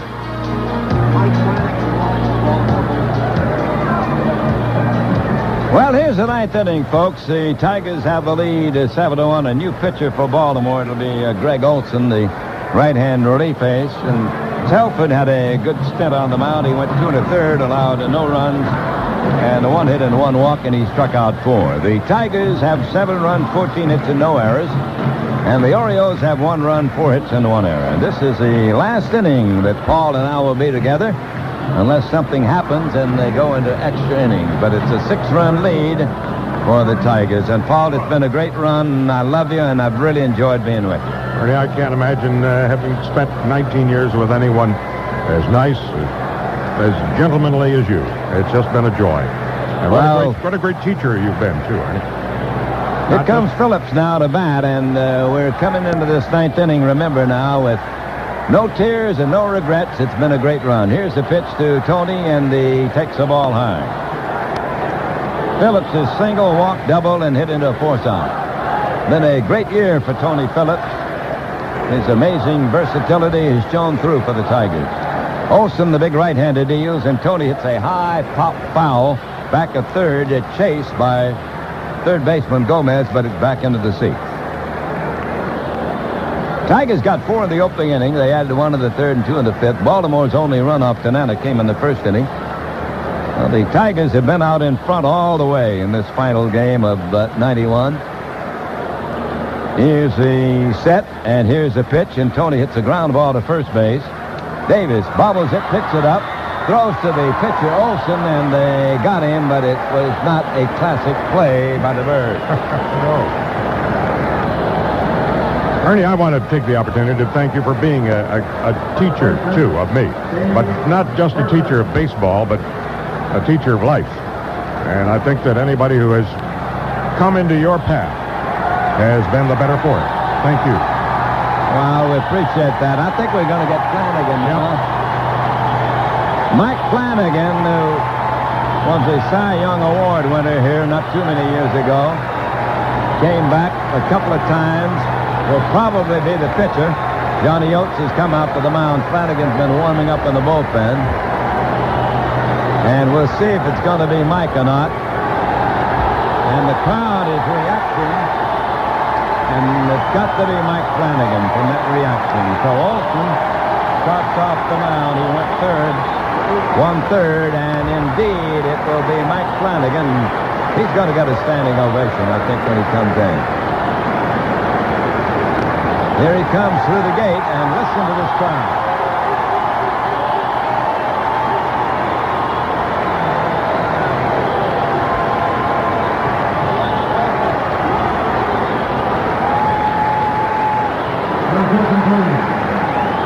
Well, Paul, I think Johnny Oates has got a little sense of the theatrics, don't you? Absolutely. He said it might be a possibility. Here's a cheer for Mike Flanagan.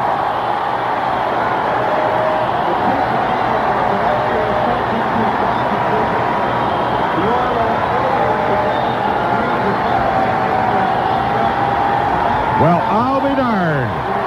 How about that? What a moment to do this. Flanagan is making his way in from the bullpen, walking very slowly. And they announced the news that earlier today, the Orioles and the Orioles and Mike Flanagan had come to terms on a contract for 1992. Flanagan had been released by the Toronto Blue Jays in May of 1990. Kept himself in shape, knew he could still pitch some more, and had gone to see the Orioles about getting a job last winter. Well, they gave him no guarantees, no contract. They did invite him to spring training. He impressed them enough in spring training to win a job coming out of spring training. And Flanagan had, at the end of the season, expressed a desire to be the last Baltimore pitcher to pitch here at Memorial Stadium. He's being given that opportunity right now with one out, nobody on in the Tiger half of the ninth inning.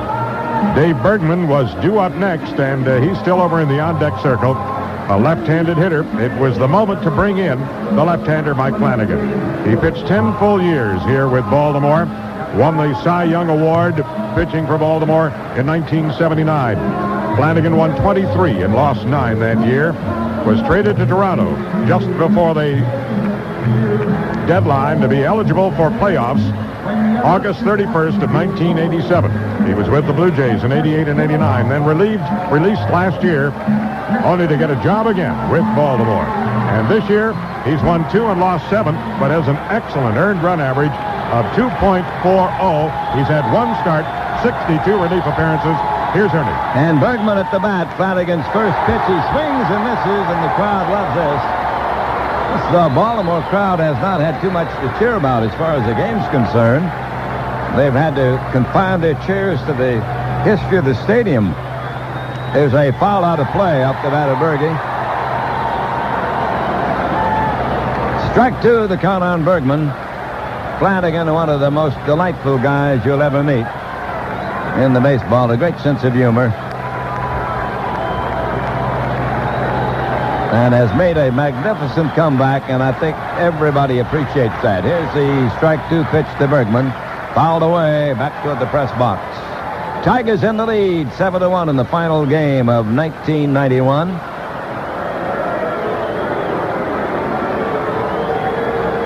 Fryman waiting on deck. Flanagan with a tug of the cap now looks to get his sign from his catcher Melvin. He winds, he pitches. There's a wide curve. 1-2 on Bergman. And the entrance of Flanagan has brought the crowd into the game. 1 out, nobody on. Bergman takes a half cut. Did he go? No, he did not. Well, Dan Morrison is the third base umpire, but the fans who paid to umpire disagreed with Dan on that one. They thought that Bergman had struck out. Now Flanagan winds and sidearms him. There's a big curve outside. Full count on Bergman. Clear skies, lots of sunshine. The final game in Memorial Stadium. Here's the 3-2 pitch, and he swings and misses. Struck him out. 2 down in the Tiger night. The batter will be Travis Fryman, the youngest of the Tigers. Fryman with a great year. Tigers trying to close it out with a victory. They've got a lead of a half a dozen runs, 7-1. Flanagan, the left-hander, waiting for Travis to get in the batter's box. Here's the windup. Here's the pitch. He takes outside. Ball 1 from the veteran left-hander Flanagan. Got the lights on now to try to cut down some of the shadow problems here in this ballpark. Fastball wide, Fryman taking 2-0. Well, we're going to have to say goodbye to you folks, and we're going to do it right after the game's over. There'll be a commercial after the game, and then we'll have a little goodbye for you. Here's a swing and a miss. I don't know how you feel about goodbyes, but I think the short goodbyes are probably the best ones. 2-1 the count. Here's the pitch on the way. There's a strike. 2-2. Flanagan's throwing the big wide curveball. The crowd is on its feet.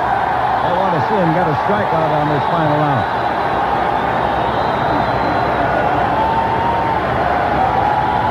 Fryman digging in. Mike Flanagan into the windup, the pitch. He takes the ball high. Almost had him that time, but missed the strike zone. And once again, Flanagan has gone to a 3-2 situation.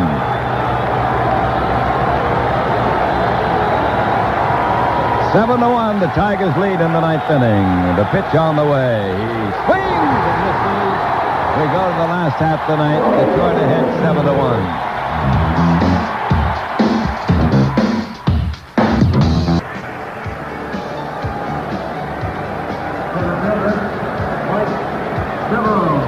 Mike Devereaux is going to lead it off for Baltimore. He led off the first inning with a triple and scored the only run allowed by Frank Tanana. The Tigers in the lead 7 to 1.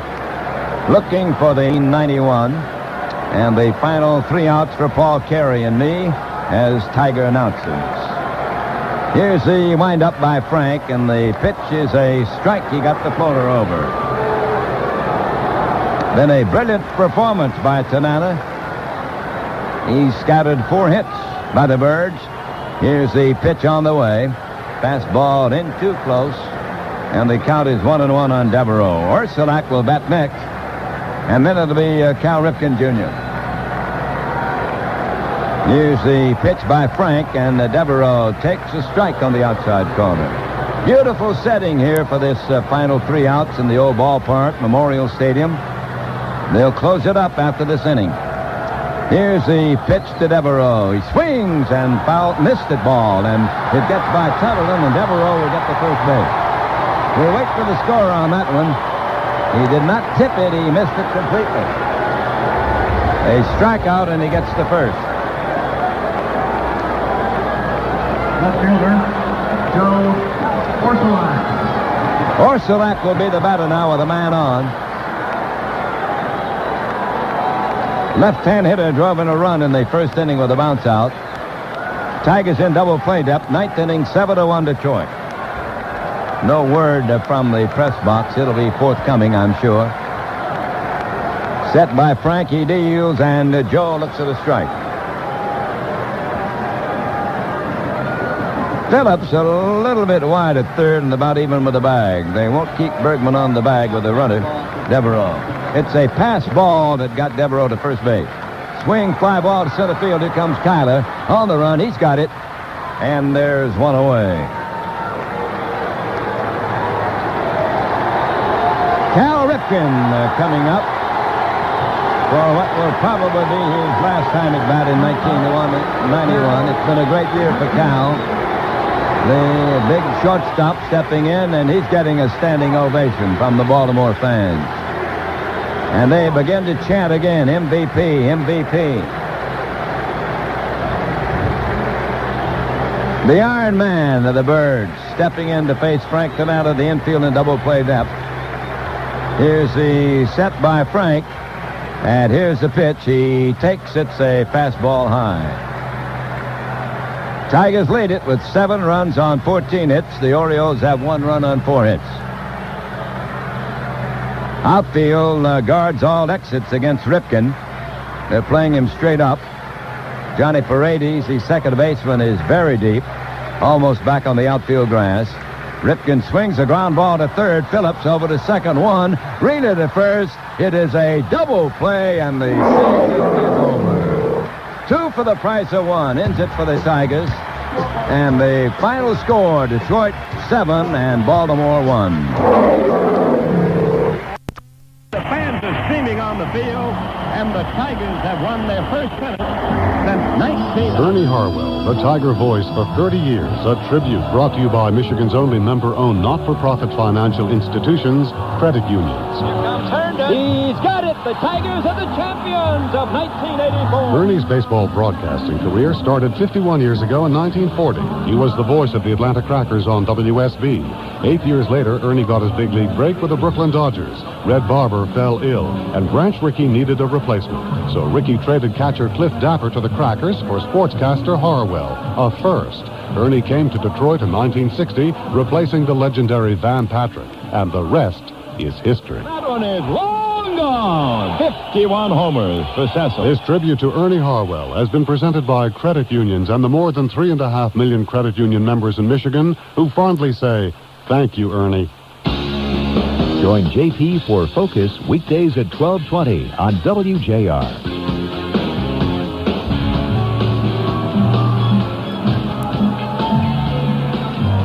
Well, as a lover of baseball, a man who's been in the game for almost 50 years, I know for certain that nobody can last in a job forever.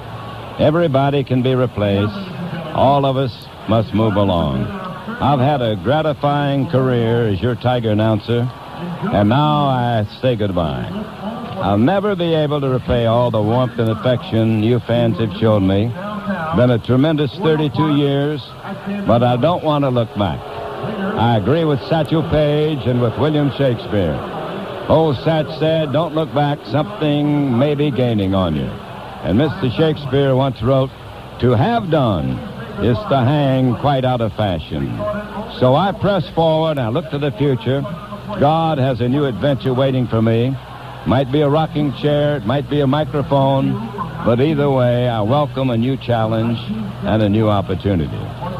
For many years, I've opened my first Tiger broadcast in the spring exhibition season with a quotation from the second chapter of the Song of Solomon. It's that quotation that tells us that the winter is past and the voice of the turtle is heard in the land. And I'd like to close my final Tiger broadcast with my own paraphrase of that quotation. Lo, the summer is past. The race is over and gone. The leaves are beginning to turn. The time of the song of the birds is gone, and this voice of the Tigers is no longer heard in this land. Thank you very much, and God bless all of you. And here's Paul. Thank you, Ernie. And goodbye, Ernie. Well, what a goodbye the Tigers gave Ernie. They gave him a victory here in Baltimore. Tigers won it 7-1. As Frank Tanana went all the way with a 4-hitter and pitching the Tigers to a victory that gained them a share of second place in the American League's Eastern Division. Totals in the game for Detroit, 7 runs, 14 hits, no errors. The Tigers left 10 on base. For Baltimore, 1 run, 4 hits, 1 error. Baltimore left 2 on base. Tanana all the way for his 13th win against 12 defeats. Bob Malacky started and took the loss. He is 10-9. And a nice touch is Mike Flanagan, the one-time Cy Young Award winner with the Orioles, came on as their 6th pitcher to get the last 2 outs pitching for Baltimore in this final game at Memorial Stadium in Baltimore. The game took 2 hours, 43 minutes, played before 50,700, and they're all staying around because of the ceremonies that are going to continue here on this last day of Memorial Stadium. I'll be back with some comments about the Tigers season in a moment. Are you looking for a new job? You don't have to look far. Your uncle is hiring. I mean, your Uncle Sam, the federal government. They serve ready-to-eat honey-baked brand ham, a delicious fall treat. WJR.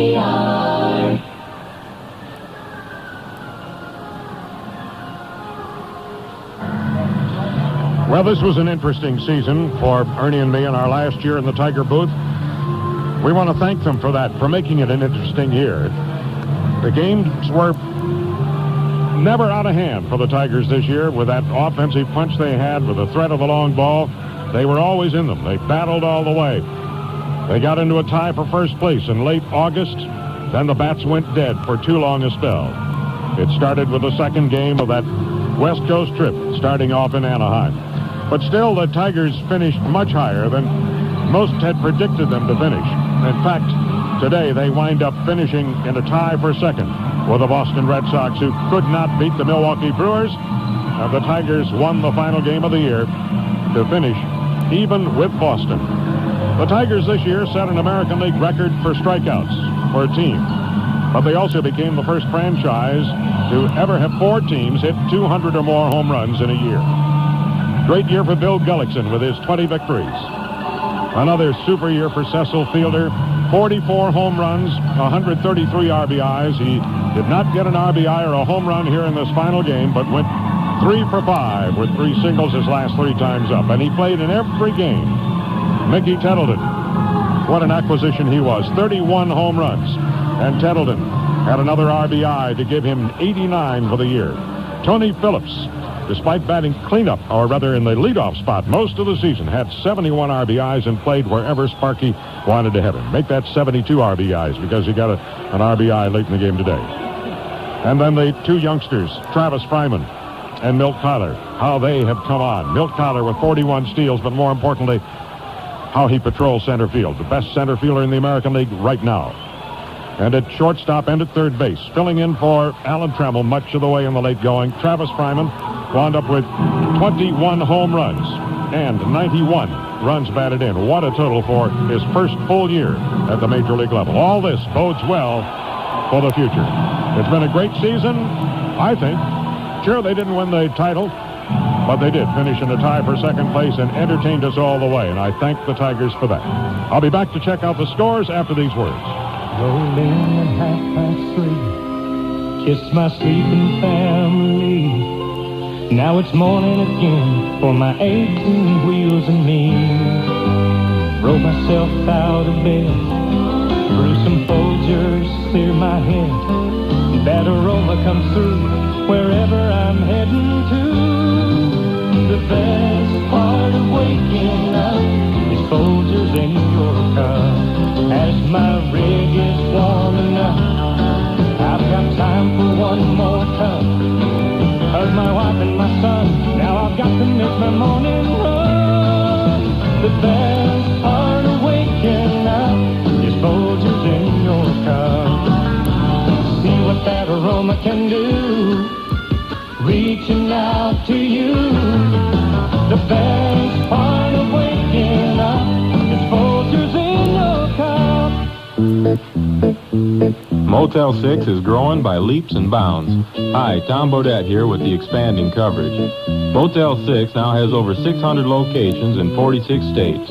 Who'd have thought? That's 100 more than we had last year, so more folks than ever will be able to experience the thrill of staying at Motel 6, making free local calls, watching free TV, and generally just enjoying life.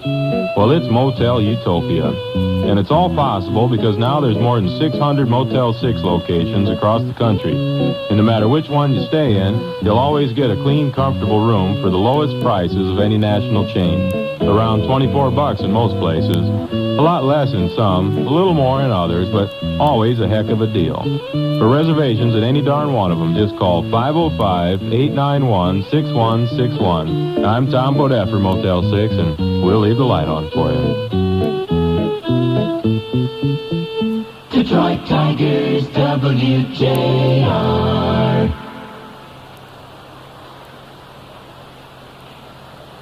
As a beginning of the post-game ceremonies here at Memorial Stadium, they had a big limo come in, gentlemen dressed in white tuxedos, and they took home plate out of the dirt here. They put it in the trunk of the car, and the limo is headed for Camden Yards, the new stadium, and they're going to plant home plate down there about 20 minutes from now, and they're going to see it on the scoreboard here. In the National League, I'll tell you what, because of all the pro football in the last game, our baseball coverage was not very good today. It was kind of piecemeal, and they jumped ahead and would be behind maybe 2 innings. So I'll give you what I've got. At Pittsburgh, the Pirates beat Montreal 7-0 on a 5-hit shutout. John Smiley didn't go all the way, but he got his 20th wins against 8 losses. Barnes, the loser, 5-8. At Philadelphia, the Mets shut out the Phillies 7-0 on a 3-hitter by David Cohn, who struck out 19 to tie the National League record set by Steve Carlton and Tom Seaver. 19 strikeouts for David Cohn in his 14th win against 14 losses. Ashby, the loser, is 1-5. Miller hit his 4th home run, and so did Boston for the Mets. At Chicago, the Cubs beat the Cardinals 7-3. Greg Maddux got the win all the way. His 15th win against 11 defeats Olivares, the loser, 11-7. Andre Dawson hit 2 home runs, giving him 31. Villanueva hit his 13th, and Grace hit number 8. At Atlanta, all we've got, it's in the 9th inning, the last word we have. 8-3, Houston leads Atlanta. Harnish had gone the distance for Houston. Lee Brandt and Clancy for Atlanta. Sims hit his 3rd home run, and Cedeno his 9th for Houston. Willard hit number 1 for Atlanta. On the coast at San Francisco, Dodgers lead the Giants 1-0 in the 4th. Cook against Hickerson in the 4th at San Diego. It's 3-1. The Padres lead the Reds. Venice going for San Diego against Rijo. A look at the American League after these words. Save hundreds of dollars a year on your life insurance payments and never see or talk to a salesman. Get a pencil and paper because in a minute I'll give you a money-saving toll-free number. The company I'm talking about is SelectQuote.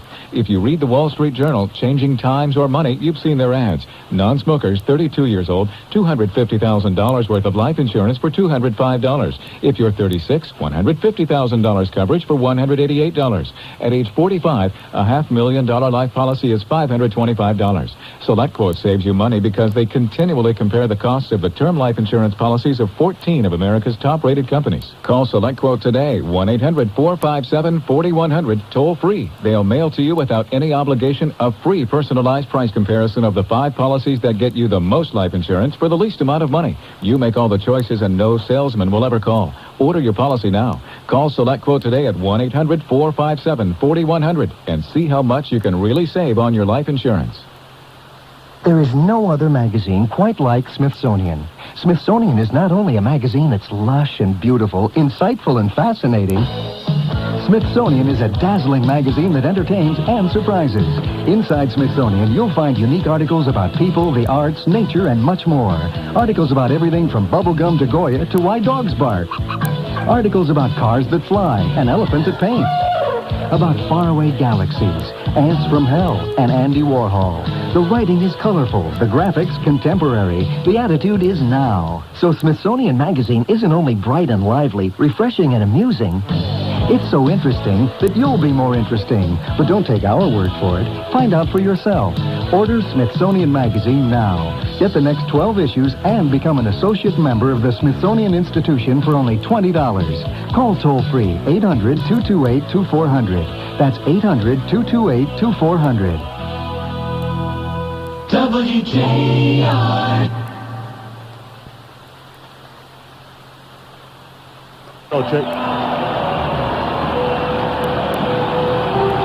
What a touching scene here at Memorial Stadium. This Field of Dreams has seen its last baseball game, and some of the great Orioles of the past are coming out and taking their positions in Oriole uniforms.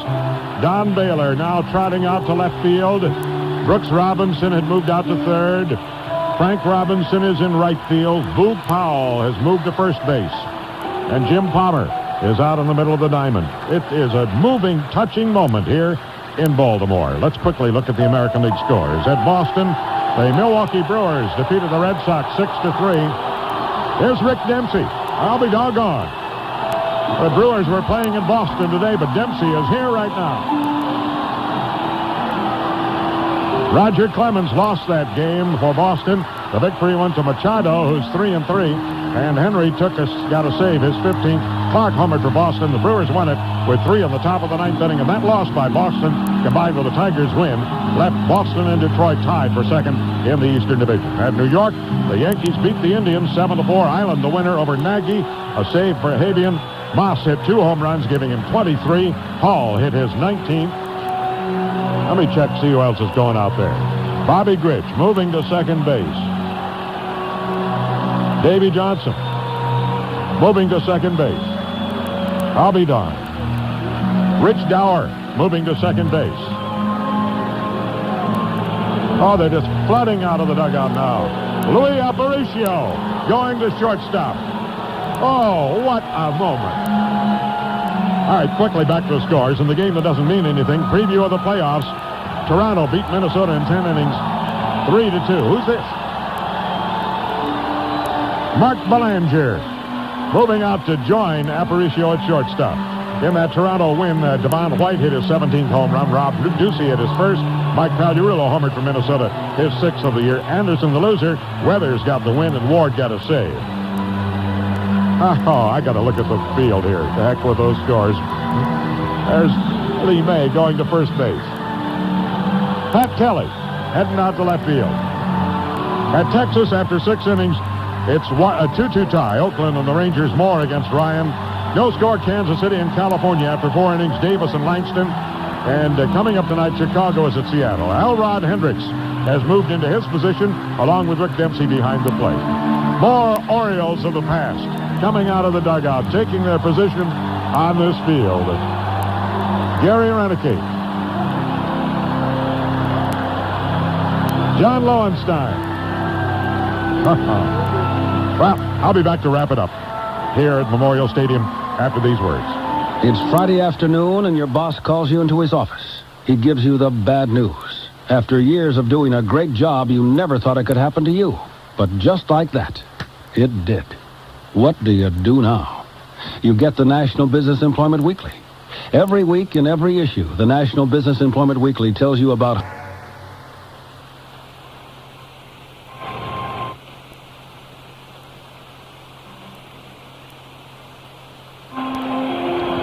Former Orioles continue to fill up this field of dreams here at Memorial Stadium as this stadium has seen its last game. The game won by the Tigers to the disappointment of 50,700 fans, setting an all-time Baltimore attendance record for the season. Frank Tanana hurled the Tigers to a victory. A 4-hitter for Frank as he posted his 13th win against 12 defeats. The victory giving the Tigers a share of second place in the American League's Eastern Division. Bob Malachy takes the loss. Thus, this season ends for the Tigers, and for Ernie, Harwell, and me, it's the end of a long association. It's been marvelous these 19 years with Ernie and the Tigers. Normally at this point, in the last broadcast of the year, I would invite you to join us for spring training broadcasts from Lakeland, Florida. But next spring, it will be somebody else I hope you'll be tuning into. Right now, I want to extend just one huge thank you for all these years. And for the last time, for our engineer Frank Sorrentino, and for Ernie Harwell, this is Paul Carey saying so long. Again, the final score today, the Detroit Tigers 7, the Baltimore Orioles 1.